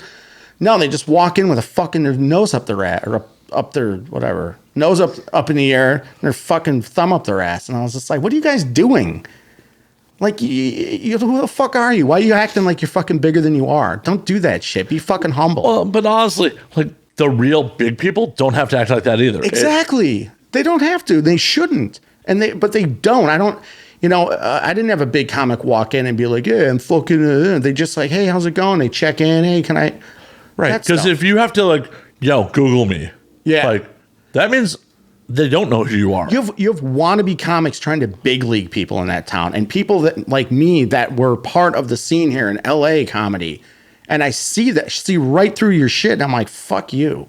And I know who they are. They're all in my fucking head. Well, I mean, it's just like you. If I don't recognize you, you're obviously not that fucking famous. Yeah. If Chappelle walked in the fucking door, I know who Dave Chappelle is. Yeah, exactly. I mean, I had a number of LA comics that were in town in Austin that were telling the other comics, like that fucking dude, what he did for LA comedy in the 4 or 5 years he had that club. He's like, he's a fucking, Rel Battle was talking about it to my friend Danny, gave him the whole breakdown. He's like, what he did for comedy. And he was always putting people up and developed more rooms and gave people a place when they gave the comics that were up and coming at the Comedy Store and then the Improv, because I started working with those guys. I was giving as much as I could to them because they weren't getting up as much at the Comedy Store because it was getting flooded and they're bringing in all the big names all the time. Because you have like a Tuesday night show would have 10 legit, like the top 10 comics in the country. That would be like $1,000 show anywhere else in the country. Anywhere. You have Bert Kreischer, Joey Diaz, Joe Rogan, Chris D'Elia, whatever. Brian Callen, Theo Vaughn, like Whitney Cummings, Annie Lederman. You have monsters upon Ali Wong. Yes, just dropping in. Bill Burr drops in. And that's usually Comedy Chaos, Sam show. And it's like, that was a normal fucking Tuesday. Was the best of the best of the Comedy Store dropping for Comedy Chaos. And I'm like, it's like, that's what I was coming from. So when I say, and I tell people, the 6 people that will listen to this, how many, I'm kidding. See that camera? 600 people that will listen to this. That is for Trevor. That is for Trevor right there. I don't want to sound like I'm dissing Austin, but a lot of them did not understand. No, you just dissed me instead. You're just like, the 6 people that listen. Yeah. Fuck you. I like Austin because it gave me the opportunity to get up a lot and flex and stretch my legs and do things and to host my own shows. It gave me a lot. I got a lot as an artist and a performer out of it. But it also, there was like, I considered like trying to mentor people, like just the basics of things, just the really simple things. I'm not a fucking guru, but I wanted to help people so much. And I did. I helped a few people and they're thankful for it. But there's other people that I was just like, you guys, your head's too far up your fucking ass. Just because you were on a show and people laughed and they clapped and like a big comic said, great job, doesn't mean you're a fucking monster. Doesn't mean you're a beast. It's like, it's a 10-year commitment. It's it's longer than that. I mean, it's longer than that because at the end of the day, you could be 10 years in and still be middling. Yes. I was going to say it's 10 years is where you have to start.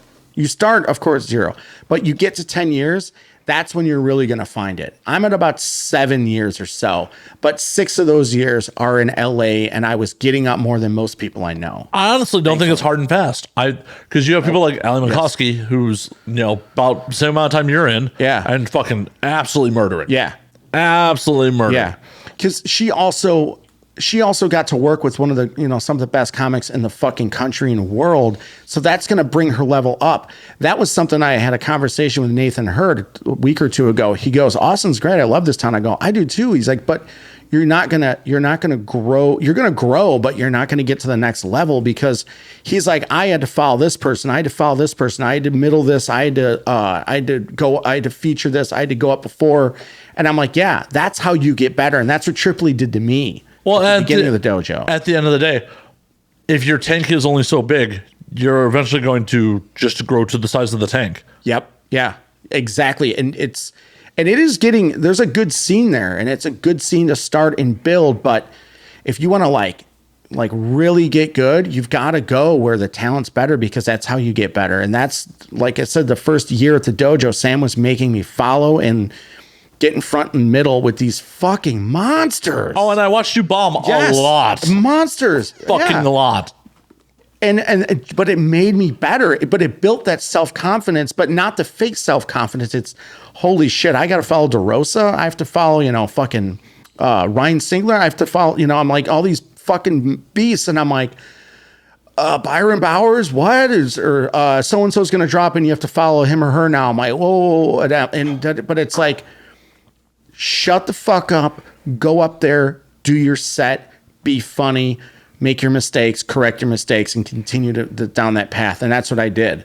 And it was, and I look back and I tried to do that with some of the comics in Austin. And I had one guy that fucking got really shitty with, not shitty, but he was like, oh, I'm like, this is how you're going to get better, you fucking moron. Just trust me. This is what was taught to me by the greats. And I'm teaching you, because you'll never be able to sit in a room with them and talk to them for hours. So I'm telling you what they told me. And they're like, oh, well, what do I have to follow? I'm like, you're going to get better. Brian Holtzman, no one wants to follow in that town. I had a comic hit me up, DM me and say, hey, can I come in and follow Holtzman? Ishan Ahmad, a fucking great comic from LA, Comedy Store guy that's out there. Ishan Ahmad or whatever. And he's like, I want to follow Holtzman. I was like, you just want a guest spot? He's like, I just want to come in and follow me. He's like, I need to see how my shit is. And that's how you test it, is if you can follow Brian Holtzman in Austin and still keep the crowd, you're gonna be just fine. Yeah, that's a daunting task anywhere. Yeah. Holtzman's a goddamn cartoon. Yeah, he's fucking incredible. Like it's like, but that's something that I'm not gonna get there. That was an LA comic that wanted that. And he wanted that because he was really grinding and working that, I think it was a 10-minute set. And I was like, and I respect that so fucking much. And I was like, dude, you're fucking welcome on any fucking show I have. Because he's like, if I bomb, I bomb. Yeah, because he's got to learn, and that's how you're going to get better and learn, is if I can follow a Holtzman, of course, but like just a strong comic. It's like, that's how you're going to get better. Yeah, because Holtzman will exhaust an audience. Like, yeah. After a good Holtzman set, like, the audience will be fucking like spent. They're like, yeah, I came. I'm going to light my cigarette now. Yeah, exactly. Who's this motherfucker talking to me while I'm trying to enjoy my post-coital cigarette? Exactly. That is the fucking best way to put it. And it's like, wait a second. Whoa. And because my dick's still fucking tender and like, you want to rub it some more? Dude, I've seen comics follow. I saw a comic like walk half the room, and I looked over at the guy booking the show. I was like, what the fuck is wrong with you? Why the fuck did you put this comic up this early? If someone's going to walk the room that much, you put them at the very fucking end, and you know better. Was the material offensive, or were they bad? Bad. Oh, okay. Yeah, I understand. Offensive material is fine. I don't give a shit. But well, yeah, as but long as like, it's good. But if it's offensive material that's going to walk a room, that's different. Yeah, like that's on the audience for being a shit audience at that point. Yes. But if they're just bad, yeah, they were just bad. Like if they're just bad, why are you putting them up? Yeah. And I understand, but those are the late night, the late spots, the last spots. Right. You put up people that are still developing. Yeah. After like half your audience is already left, or they're so drunk they don't care. Mm-hmm. And that's, Comedy Chaos, those 5-minute late spots. That was me. I got to close out. I was on 3 Comedy Chaos shows, and I closed out each one. And honest to God, no one walked. I had a good time. I did well. They're waiting on the checks. Yeah. But they laughed, and I had people come up after me. Because I remember I was kind of starting to freak out a little bit at one of the shows. I think I had a friend or family in town. And it was I had this big sweater on and these jeans and these boots or whatever. And I think it was Josh Wolf and Tripoli were in back with me, and they started talking shit about my outfit. They said something, and I just said I was embracing my inner Nazi, or embracing my inner German. That's what it was, because it looked like a very militant outfit. And I opened up with that, which is kind of like, usually you don't open up with a new joke, but I just was like, fuck it, kind of an amateur. Self-deprecating. And yeah. And I was like, excuse my outfit, I'm just embracing my inner German. And it hit hard, and the crowd just fucking boom. There's just like that, hitting a fucking cymbal. And I was like, all right, cool. And then I went into my set. I did really good. I had people come up after me, follow me on Instagram, all that. But those... That type of show, there's some people that are there for both shows. You know how fucking long those shows are. It's 1:30 in the morning, and I'm closing it out. And I'm doing 6 minutes. And the coolest part about closing out that show is giving the ending credits, the thanking the crowd. To me, that was a gigantic sentimental thing. It was like almost bigger than the set, because I got to thank this room, this prolific room, and these people. The Comedy Store main room. Yes. The amount of people that like will never step on that stage. Ever. And I got to do it 3 times and close out every single show. And that is huge. And it's like, granted, there was no longer 400 people there. There was one of the shows, there was like 80, 90 people, which is still a good amount. But being in front of all those people, and this is when I used to do my Italian bit.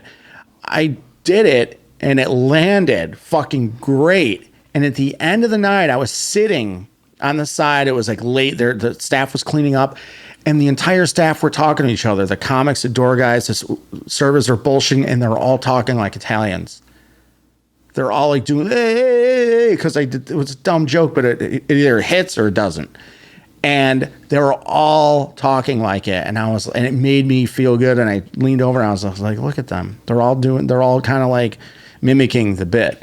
As dumb as it is, it's in their head. I go, it wasn't about like, oh, they think this is funny. I go, there's a psychological thing about the bit. And that's what I was going for. It wasn't like, oh, it's funny or it's not. It's psychological. People remember it. And they remember me. I mean, that's how advertising works too. Yeah, exactly. Like, how many ads have you seen where like, that is fucking stupid, but you're still talking about it? Exactly. And it worked. I had people come up to me, randomly. They're like, hey, guy. Hey, Trevor. As long as you don't end up being get her done. Yeah. Yes. I had to do that. But as much as you like talk shit about Larry the Cable Guy's get her done, there's a lot of money in that. What he fucking did with that. Right. There's a lot of money in get her done. Dude, yeah. He was on like fucking gas station TVs. He was everywhere, man. He had a couple like horrible movies out of it too. Yeah. Like it's, there's people who make fun of it, but there are also people making fucking $18 an hour at Starbucks, not kicking out homeless people. Well, shit. To quote Metallica, yeah, we sold out. We sell out every night. It's true. It's fucking true. I mean, Tool has a song about it. Hooker with a Penis. One of the lyrics is I sold out before you ever knew who I was or something like that. It's like, yeah, they fucking did. It's like everyone sells out to a certain degree. Well, at the end of the day, this is show business, not fucking show fun. Thank you. I've been saying that for fucking years. Fucking years. And in Austin, you can get away with it. It's show fun. Is it a paid spot? I fucking some clown chick fucking 4 months in, open micer asked me if it was a paid spot. It's like, you asked me for a spot, you fucking idiot. I go, yeah, I pay in king size pre-rolls and they're actually pretty big and good. She's like, all right. And I'm like, I will never book you again. Then I watch her fucking eat shit and bomb just because she's cute. She wasn't good at all. And I'm like, I was like, God, you fucking Well, that was assholes. a failure on your part as a promoter for putting her fucking up. Yeah. I had 3 females drop out and I needed to make sure that the show was even. You're like, out of desperation. Yeah, for real. I mean, I try to make my shows. I'm honest to God. Like, I like the diversity in my show. I really enjoy diversity. Yeah, but why put diversity over quality? God, ask LA that. LA cares more about diversity than quality. Yeah, but I don't book shows, so. Yeah, but at least here you can find a lot of diversity. Yeah, but I don't think you should ever be putting someone up just because they're diverse. The talent should shine through. It should always, 100%. And I was like, all right, let's see this girl. It was a guest spot, but at the time I was getting sponsored by a CBD company, so I was giving out all these CBD pre-rolls. It was a guest spot. I needed to mix it up. I was like, all right, let's see how she is. And I was like, she's not good. She's never getting booked again. That's it. And she never got booked again. But she gets booked on, she's getting booked all over because she's pretty. That's it. And I'm sorry. It's fucking ridiculous. And that shit bugs the fuck out of me because she's cute. If she was not attractive, she wouldn't be getting booked. Yeah. That fucking bothers me. Why? Because it's bullshit. This is comedy. Guess what? It's supposed to be laughed. Every aspect of life is based on like, hey, hot people get fucking shit handed to them. But comedy was a sacred ground for ugly people to go to be good and enjoy their life. Yeah, and guess what? If you want to, talented ugly people are still going to rise to the fucking top. They are, but hot, attractive, whatever. Hot, attractive people still get fucking shit handed to them. Stick to fucking acting. Stick to modeling. Stick to fucking doing commercials. Oh, all stop that shit. being so Stay fucking over there. upset and petty about it. Stay over there. No, it is Attractive a fact of people. fucking life. Attractive people get shit. Get out of here. What's his name? Hot guy that's like, what's it? Colin Kane? Guy's too good looking to be to be a comedian. At the end of the day, talent rises to the top. I don't knock anyone who uses their natural fucking given abilities, talents to fucking further their career. But then again, there's no comic that's like a beast that's hot or is a beast because they're hot. I'm talking. Well, I agree. I'm talking like entry level to mid level. No, I mean I agree. Yeah. Like every beast of a comic, male or female, right now I don't think is like hot. They didn't get there because they're hot. They got there because they're good. I agree. I still think Whitney Cummings is hot. Oh, Yeah, she's hot. But she didn't get there because she's hot. No, she didn't get there because she's hot. She got there because she's fucking talented. Fucking good, yeah. And really. Prime Sarah Silverman, woo, chef's kiss. She's been around for fucking, yeah. Well, I mean, Whitney but also she got it because she's fucking talented. Yeah, Whitney's got 3 massive credits that people forget about. She was like a showrunner on 3 major shows. She had 3 of her own TV shows. It's like, or she was an EP or whatever. It's like on top of being an incredible fucking stand-up comic. So she's very diverse in her art form. Oh, no. In no way, shape, or form was I saying Whitney Cummings is there because she's hot. No, I'm just acknowledging that she's hot. She just happens to be really hot. Yeah. I mean, I think Ali Wong's a smoke show too. But I don't think she's too fertile for my taste. Yeah, that's true. But she didn't get there because of, that. She got there because she's fucking funny. Right. It's just, but then again, like I said, I'm speaking. But that's the thing. That's why you shouldn't fucking hate on it, because like anyone who's like getting ahead because they're hot is going to be like mid-tier at best. Yeah. Because they're hot. And you know what? I'm guilty of it. I'm guilty of booking attractive women. You? Yes. I'm guilty of booking women because they're attractive? No! They put asses in the seats, and that's what people were up my ass about was, there needs to be more people here. So I book attractive comics that were...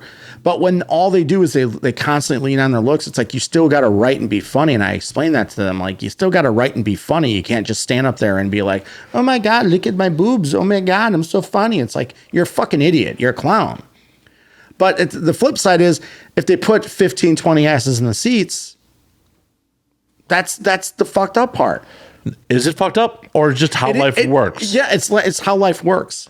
Yeah, it's not fucked up. It's just how life works. Yeah. I mean, I'm not knocking anybody. Like, if you're hot and you can get ahead because you're hot, good on you. It just means ugly motherfuckers like us have to just work a little harder. Exactly. And it is what it is. It's reality. Yeah. That's just the way the fucking world works. Sex sells no matter what. 100%. If a hot girl eating a fucking gross ass Hardee's sandwich can sell Hardee's sandwiches. Yeah. That's just how it works. Yeah. Fucking assholes. Like, don't hate on it. Don't hate on it. I'm not hating. I'm just talking shit. That was definitely some hate. Fucking assholes. Yeah, but the thing is, I get over shit. I'll be like, fucking screaming, yell. And 5 minutes later, like, whatever. Did you really get over it? You brought it to this podcast. It's been festering in you for some time. I've talked about it a few times. Yeah. This is festering in you. But this is what the podcast is for me to let out my festeringness. It is. But at the end of the day, I'm not hating on it. Like, no. A little bit, but no. I am a little bit. The hypocrisy of it is you still booked her. Yeah. The one time. Never but the once. Again. The one, yeah. That's one more time than you had to. Yeah. And you're like, you knew that she was just going to put asses in seats because she's attractive. You used her. She didn't put any. This other one, yes, but this one that was new, that hadn't done shit, she put nothing in the seat. She didn't even promote. But you were gambling that she would. I was hoping she'd do something. Right, exactly. Yeah. You used her. Yeah. To do her fucking job. You're a young comic, you're a new comic, you should be promoting that's the other thing. If you're a young comic, new comic, a comic with no following, you should be promoting every single fucking show you're on, whether you're being paid or not or anything. You should promote the fuck out of yourself all the time, because if you ever get good and you don't have a following, you're never going to get fucking anywhere. Well, you've got to promote your fucking self. This is something I used to say. So many comics won't fucking do it, because I would track down all the comics. I have them on my phone, and I would go to their social media, and I wouldn't see them promoting a fucking show. Even if I booked them and guaranteed them money and or a fucking pre-roll, and I go and I wouldn't see anything promoting, and I was like, you will never get booked again. You don't understand the fucking business. You're a hobbyist and you're full of shit, whether you're good or not. I agree. Promote the fucking show. I agree. When I was working in music, one of the things I used to say to my artists all the fucking time is, it doesn't matter if you have the best sound in the world if no one knows you exist. Thank you. Yes. Fuck yes. I worked for a guy, this is many moons ago, my first adult career. I was a technical recruiter in IT and telecommunications. And I worked for a guy who was a professional musician in the 60s and 70s. And he told me some of the best musicians you will ever hear in your life will be in shithole bars in the middle of fucking nowhere, because they don't know the business. They don't know how to promote themselves to get anywhere. Well, and this is why there is a whole, like, we're in LA.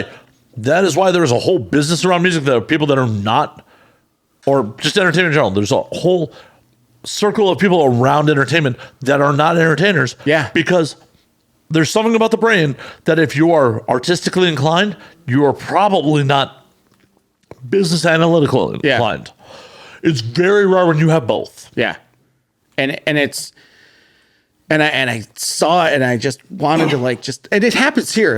This isn't a shit on Austin. I've seen plenty of it here in LA where 100% are not promoting shows they're on. And then it's like they expect, and I'm like, and I've heard comics say, well, if I'm not, if I'm not getting paid, I'm not promoting or book. I'm like, you're fucking nobody. Nobody knows who you are. Well, why would you do that? You really care about your $10 that much? You're still putting in fucking work, right? Yeah.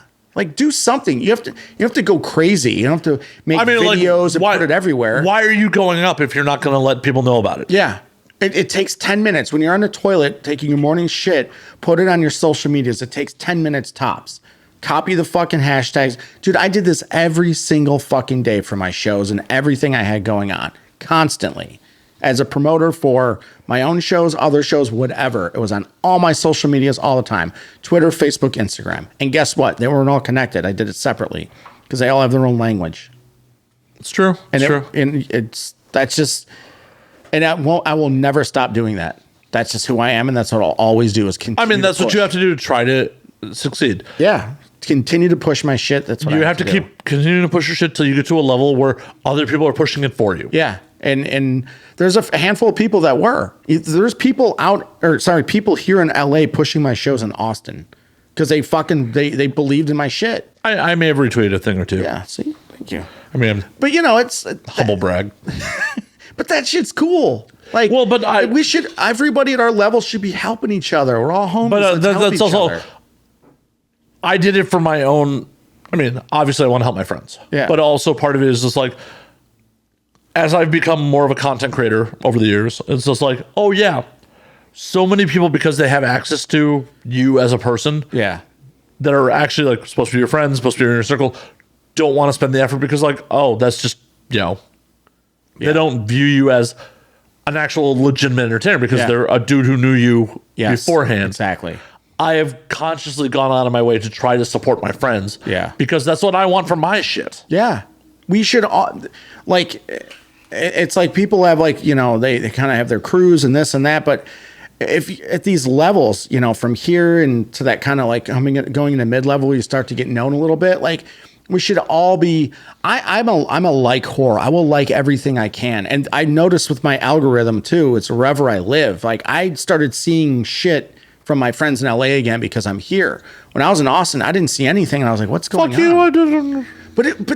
I definitely like some shit. Yeah, but that's what I mean. Like, I wasn't seeing it, and I was like, "What the fuck, so and so?" And I'm like, "Why isn't this?" And I'm like, "Oh, it's because I'm, my phone, the geography of it." Yeah, it doesn't pop up, and I understand that, but it's also crazy to look at the fact that like people that I'm not super close with are some of my biggest supporters. Yeah, it's so weird to be like, "Hey, I would do anything for you. You're one of my best friends. Could you reshare my fucking content?" I know, dude. I know. I asked a friend of mine to post a show a few weeks ago, and he didn't. And I was pissed because he's well known. And I was like, oh, come on. It's just help me out, man. Like, I got low ticket sales. Like, I do it for him. If it was the other way around, it's a psychological thing for whatever reason. I don't know what it is, man. Like, well, because it's like, I'll help people in any way I can to a certain degree. If I'm going to hurt myself or my brand, well, obviously you don't want to hurt yourself, but like doing things that are like minimal fucking effort. Yeah. But it's also like people when they're working in entertainment, like no one wants to spend money. Like, I'm guilty of this. I'll admit it. Like, I never paid for a fucking dojo show. Yeah. Yeah, it's different. But it is and it isn't. Like, at the end of the day, I should be supporting with my fucking wallet. But it's something I believe in. You were kind of an employee. That's the other thing. Like, you did stuff. So it's like you were like a independent contractor. It's true, but at the end of the day, like, this is something I believe in. I should have been supporting it with my wallet to some degree on some of the shows. You bought drinks. Oh, well, yeah, those are for me. Yeah. You supported the bartender. I mean, I definitely had a comp tab a lot of times too. But, oh yeah, that's true. But on the flip side, it's just like the amount of my friends who would like actively work in fucking entertainment who like would never even consider supporting like a Patreon or something like that. Like, and it's not just me. Like, are you supporting any other comics Patreons? I don't listen to anything. Exactly. I'm not either. But I just don't listen to them. But even if you did, like, you're right. I've this like I don't even listen to Rogan's podcast anymore. I don't listen to any podcast. Nothing. I'll listen to this. You're like, I'll hear my own voice. That's the other thing is, when you work in this shit, like, it's just kind of an expectation. Like, I just don't listen to podcasts anymore. I stopped. I kind of got like, it took away from my creativity too, because I'd listen to somebody, a comic, and I'm like, I fucking said the same thing on stage, or I think the same thing. Now, if I say that again, it's gonna sound like you're a joke thief. Yeah, exactly. And that happened with Tim Dillon on a couple things. I said almost the same exact thing that he made a joke about. Austin is just a place for like fat chicks from Nashville go to vacation or something like that. And I said the same thing months ago about people from Chicago. I go, Austin is a place from people from Chicago go to fucking rage for the weekend. Where they don't want to spend too much money. So they go to Austin. And it was like a kind of story joke. And he said that, and I was like, fuck, that's funny. But I said a similar thing, and we think the same way, but I can't say that now. So, well, because he casts a bigger shadow. Exactly. So it was that kind of stuff too. Like, well, I'm not calling you out about not like consuming other people's content. I'm calling you out like you are right though. Most people in entertainment, I should be. We all should be, but most of us aren't. Most of us have like this expectation, like if I'm paying a cover to get into the comedy store, like something's weird. If I like when you work in this industry, it's like we don't want to actually support other people working in this industry with our wallets. Well, that's what I was saying about these young new comics trying to get into shows for free at my shows, and it's $5. All that is a beer and a half or a coffee. But at the end of the day, Trevor, like as much as we're calling them out on that, they've been fast because of Austin's scene. They've been fast tracked to being at a level where they think that they're entitled to such things. I've definitely, I hate to admit it, but like I probably would have gotten shitty, like not shitty, but like been like, oh, okay, I guess I'm paying to get into the show. If I had ever walked into a dojo show and been like, hey Matt, you got to pay the cover. Like, okay. Well, the thing was, the dojo, I didn't have to pay into it. Right, but like I don't know that. I don't know the mechanics behind it. Yeah, and that was what my Green Jay show also was. It was one show, sometimes two shows a week. It wasn't a club, it was a show, and these comics, I was explaining it to them like, this isn't a comedy club. This is a place that's doing a comedy show, and there's a big difference. I get that on a conscious level, but I also understand where they're coming from. Yeah, but it doesn't make it right. It doesn't make it right. I'm just saying, like, I see their point. Yeah. I see their point. They don't want to pay $5 to come in and see, comedy, but also comics like to come into shows and like hang out and then try to get on a show if it's a hot crowd, or just get on a show, or that they're just like kind of sleazily going, and they're trying to like bang chicks in a sense, like a sleazy dude trying to bang chicks. I don't disagree with any of this. Just trying to get stage time instead. I don't disagree with any of this. It's a weird psychology of like, hey, we're part of this art, we're part of this scene, but none of us want to support it with our wallets. Yeah. All of us have this expectation of like, hey, we're part of this. Yeah. That is for the fucking tourists. Yeah. That is for the fucking plebes. Yeah. To fucking spend money on this. And it's a weird fucking thing. I agree and I disagree. Like with everything about the industry. It's like, it's kind of like you gotta earn your stripes. Like you can't just show up and just think you can just do what you want, because you kind of got to earn your stripes. Like, well, I agree, you got to earn your stripes. I'm just saying because of Austin's scene, people are fast tracked, and they are. Yeah, there's comics doing 10 minutes. I've been doing comedy for 3 months. Right, like, it fucking weirds me out. It's just the expectation. Like if they came to LA, no one knows who the fuck you are. Yeah, no, you're not established here. Yeah, it doesn't weird me out. It's just like it's just the difference in how the scene is. But I understand where they're coming from. I don't necessarily agree with it, but I understand it. But it's just a weird psychology. Like, I will make a conscious effort to start financially supporting my Patreon.com/Matt Slayer. Yes. My sorry, that was dirty as fuck. Because it's all it is $5 a month. I go, that's just one less coffee at Starbucks, or two for some people. Right. So I think of it that way. It's $5. That's nothing. I mean, I picked up a couple of different girls' OnlyFans last year during the pandemic. They shut down because they were charging $3. Yeah. That's cheaper than a fucking beer. It's cheaper than it's like that's like a cup of coffee. At It is. Like It is. I was like $3 to maybe see your tits. Fuck yeah. Or to like see great cleavage. Fuck, I'm down. And that, but some of them were like trying to hose you. It's like, oh, it's only $5 a month, and then you pay the $5, and then you don't see any tits. You're like, I got hosed. No, I mean this is the hustle. But some of these girls also were showing those pictures on Instagram. I'm like, but it was that's the thing. It was $5 I didn't give a shit. Right. And it's a girl I know or something. Like I have no fucking. How many problem. OnlyFans of girls you know did you? Two. How many of them were worked at bars you've worked at? 2. None. One girl was she wasn't even a comic. She was trying to be. But she had great tits. I want to see them. And then this other girl.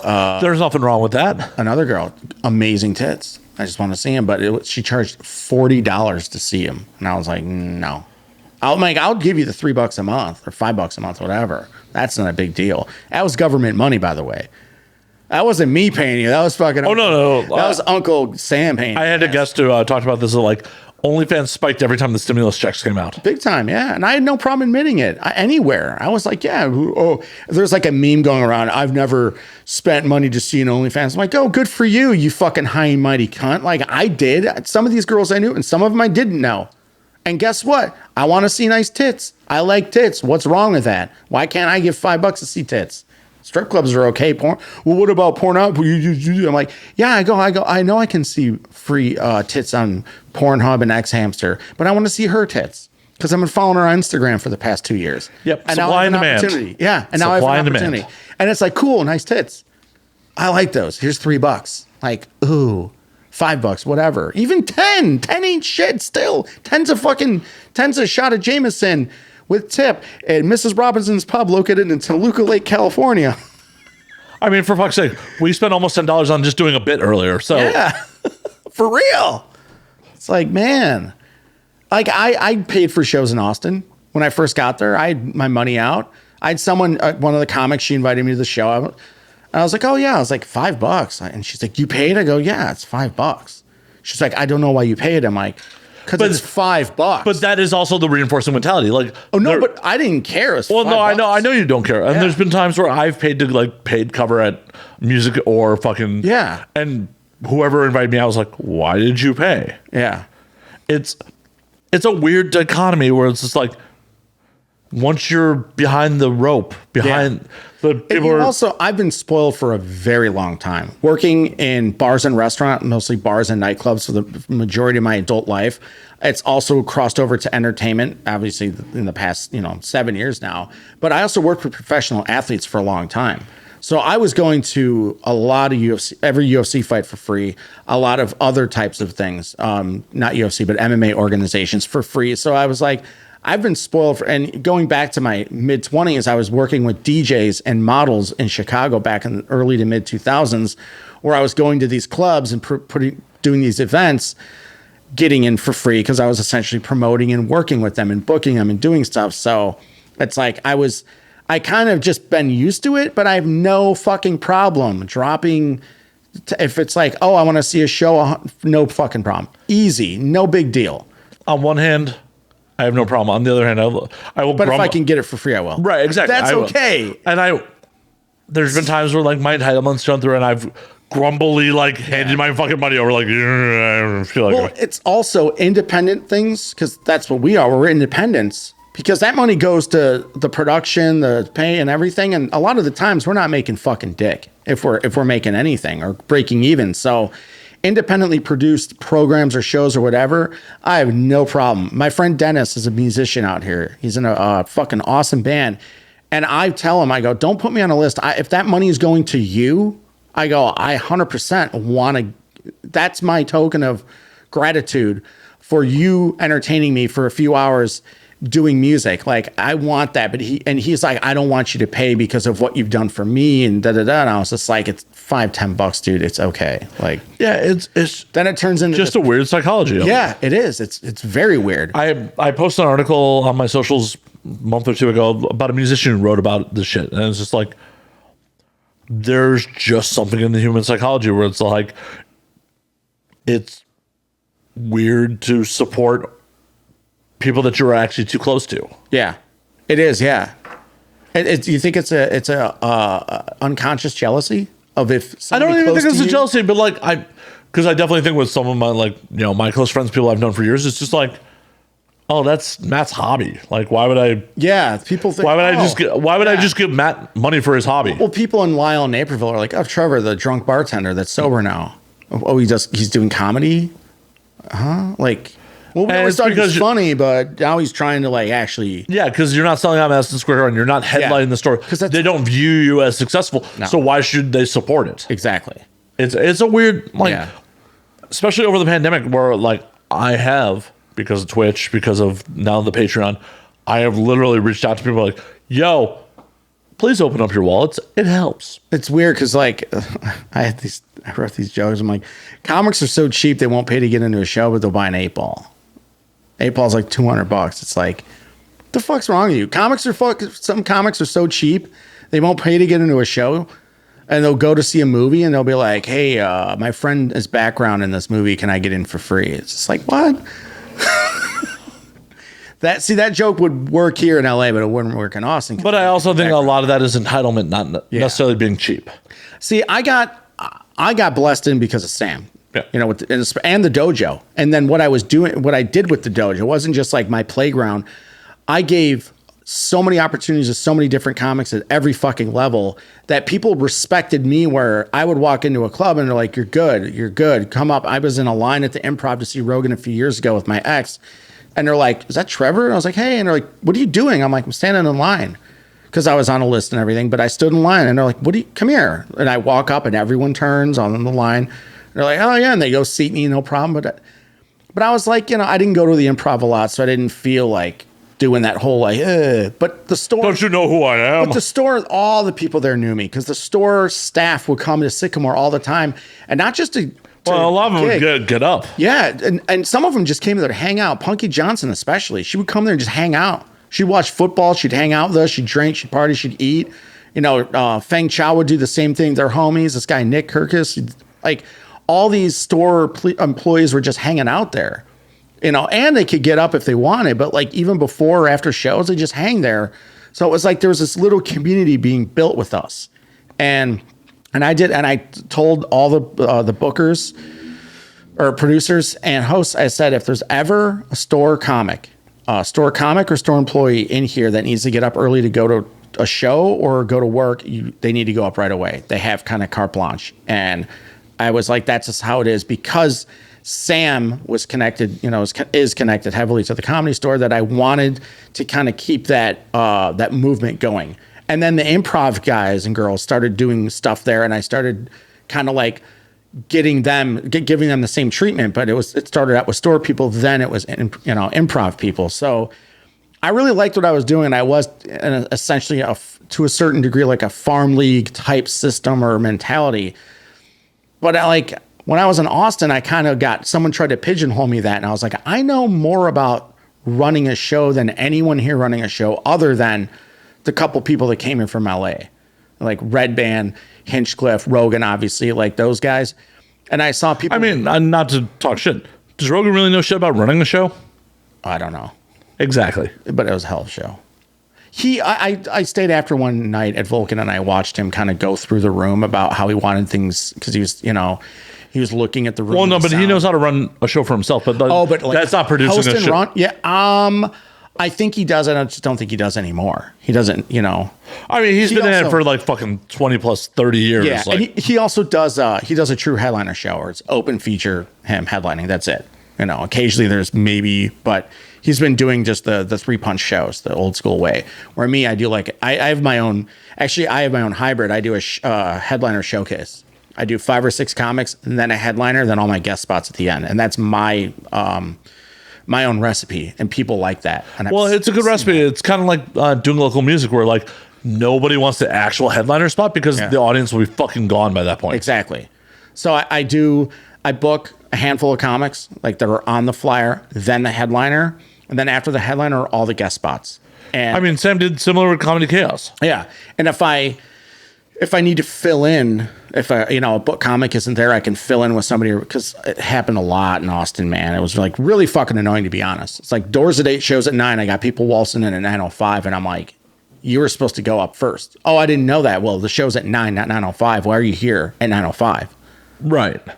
Like, well, I'm like, and it's like, because I will write a lineup accordingly, just like baseball. You see that at the Comedy Store. I learned this from all the stuff they talked about with Mitzi Shore, how she'd write a certain lineup. It's just like baseball. You have to have a lineup. It's curated. Yes, it's fucking so important. And I would sit there before my Vulcan shows, and I'd go through my entire lineup, and I would write it out on a piece of paper, and then put it away, and then I would be ready by the beginning of the show. And people would show up at fucking 9:45, and I'm like, what the fuck? Like, when am I going up? I'm like, well, you were up at 9:30. Oh shit, I didn't know. I'm like, the show starts at 9. Where were you? And this wasn't just Green Jay. This was actually at Vulcan. I have professional comics that are just waltzing in, and I'm like, come on, man. But also, as a promoter, you should communicate to them, because they could have another fucking set. They all knew. They all knew that the lineup is done like at 9:00. So, but when they show up after the show starts, and remember, yeah, but if they could be getting up somewhere else. Like, they don't need to be there for the beginning of the show. It was in LA though. That was the thing. If it's like a comic that's getting up, I understood that. Like here in LA, I understand these comics are doing 4 shows a night. I get it, and they need to come in. They kind of just need to come in, do a spot, and leave. That's fine. But out there, most of these comics were doing 1 show a night, and the comics that were like double and triple dipping that shouldn't have been. Also, that's something I learned at the beginning of my comedy career here was, if you're a new comic, don't double and triple book yourself when you're brand new. When you're Why not? Why not try to get up as much as you can? Because it throws it off. Like, get the mic, because you want to get the mic. You want to kind of stretch. You want to get the mics in first. You want to stretch and get the mics in and learn yourself. If you're booking all these shows and you're still really new, the gradual process doesn't take form. Yeah, but why not take the opportunities if they're presented to you? They can. Go ahead and get bombed and get unbooked and don't ever get booked again. That's the thing. These new comics that are not hitting right and I'm guilty of it, because it happened to me. It fucking happened to me, and it was Triple E's fucking show. And I'll use that as an example. It'll be 3 years this coming December. I opened for Sam Tripoli, Eddie Bravo, and my friend Reed hosted. It was a tinfoil hat show in Chicago at Zany's, sold out show. Sam gave me 10 minutes up after the host. 10 minutes was a lot for me then, and I went up and I did 10 minutes, and people were laughing, having a good time. But my set itself, the true comedy form, was not strong. I went in the green room, and Sam literally was screaming at me. That's also because that's how Sam talks. He's Armenian and Italian. There's like 0 and 10. There's nothing in between. And he was yelling, and he goes, you're funny to watch, you're funny to look at, you're funny dude, Trevor. He's like, but your jokes suck and you have no fucking punchlines. That's what he said to me. And I sat there and I was like, man, I had a scarf on, I like fun.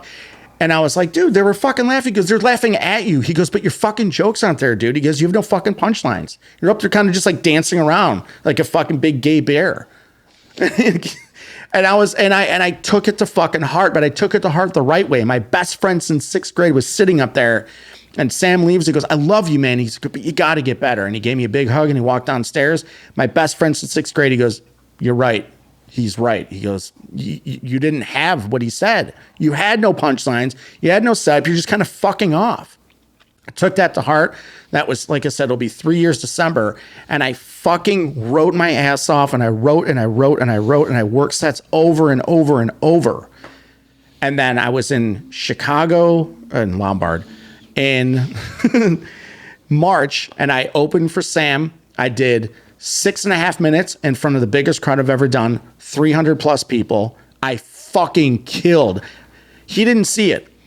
Then a couple weeks later, we were back in Austin. We did a show at the Romo Room. He gave me another spot. I did 6.5 minutes, and I fucking killed. Pretty much same set. He watched it, fucking killed. Sam said I did so good. He came out, he gave me a big hug, and he goes, holy shit, you've gotten so much better. And he goes, I'm so proud of you. And there's people around watching. Sam goes up. I'm in the very back of the club, sitting by myself, having Heineken Zero. 20 minutes into his set, Sam stops and he goes, guys, how about this Trevor Keveloh? Give it up for him. How good was he? And the place fucking roared. Hell yeah. Hell yeah. So he gave me too much time. He pulled me back and he started giving me 5-minute sets because he fucked up by giving me a 10-minute set, and I nailed those 5-minute sets. But that's also on him. That's on him. Yeah. You'd be a fool for not taking that opportunity. Right. And I did take the opportunity, but then I fucked up. But then I corrected myself. Well, that takes self-awareness to have to fucking course correct. And exactly. And I got out of my own way. I put my ego away and I said, I need to fucking be a better comic, a better writer, put jokes together, make jokes make sense so I can do callbacks and all that crap that all the cool comics do, real comics do. And I did it and I worked it. And it fucking worked. And that story I've told plenty of times. And I want to instill that to all the fucking new and up and coming comics. It's like, get a fucking strong 5-minute set. They don't want it there. That was the thing. I was trying to get 5-minute sets and they wanted 7. I'm like, if you can't do a tight, hard, strong 5, you're never going to be able to do a 7. Like, that's it. Because joke writing is premise, setup, punch over and over, depending on how you write your shit. Yeah. Premise, setup, punch, tag. Yes, exactly. And then you get better, and then you give yourself tags, and all of a sudden you got 7 minutes with your 5 because you got so many good tags, and it just builds from there. And that was where I got like there was that level of, I was giving comics 7 minutes. I shouldn't have gotten 7 minutes, but I needed to spread the show out. And I was like, stretch your legs, but remember, this is a show. This is an open mic. Don't go up there just fucking off. And comics did that, but that's going to be anywhere. It's not just Austin. Nature of the beast. Yeah. I had a headliner set. I had to bring my notebook up. I didn't know I was doing 50 minutes. They told me 30 when they booked me. Then I got to the show. They said, you're doing 45 to 55. I was like, oh shit. I didn't flinch. I was like, all right, cool. And I had my notebook with me and I was like, all right, I need to go cover 15 minutes. How'd you do it? I did fucking awesome. But like how? How? I put my phone down with my notebook and I just threw a couple jokes in so I could just glance at it and like look over and check my phone time when I'm just looking at my notes. I hit 50 minutes. The booker, the host, everybody gave me fucking mad props. They said, we heard you did so good on the show that we want you back any other time. If you ever want to do a show, even a guest spot, it was great. All around great. I think I saw some social media on like when you did that show. Yeah. Could I do it 50 minutes here? No fucking way. But I'd take the opportunity in Lancaster, California to do it because that's where it was. It was an hour outside of Austin. I don't think I'm good enough to be a headliner by any means, but I took the opportunity. And I did well because the other thing is I fucking trust myself. That's a big thing that comics, that's a hump you have to get over. You have not ego, but trust yourself. Trust what's going to work and what's not going to work. It's the balancing act of like, don't have a giant ego, but still have confidence. Confidence, yeah, to get through that. And I hit 50 minutes and I was like, holy shit. And I walked out of there just like, and people were like, you did so good. It was a smaller venue. There was about 40, 45 people. It was like, but I did it. And it was like, that was my kind of, okay.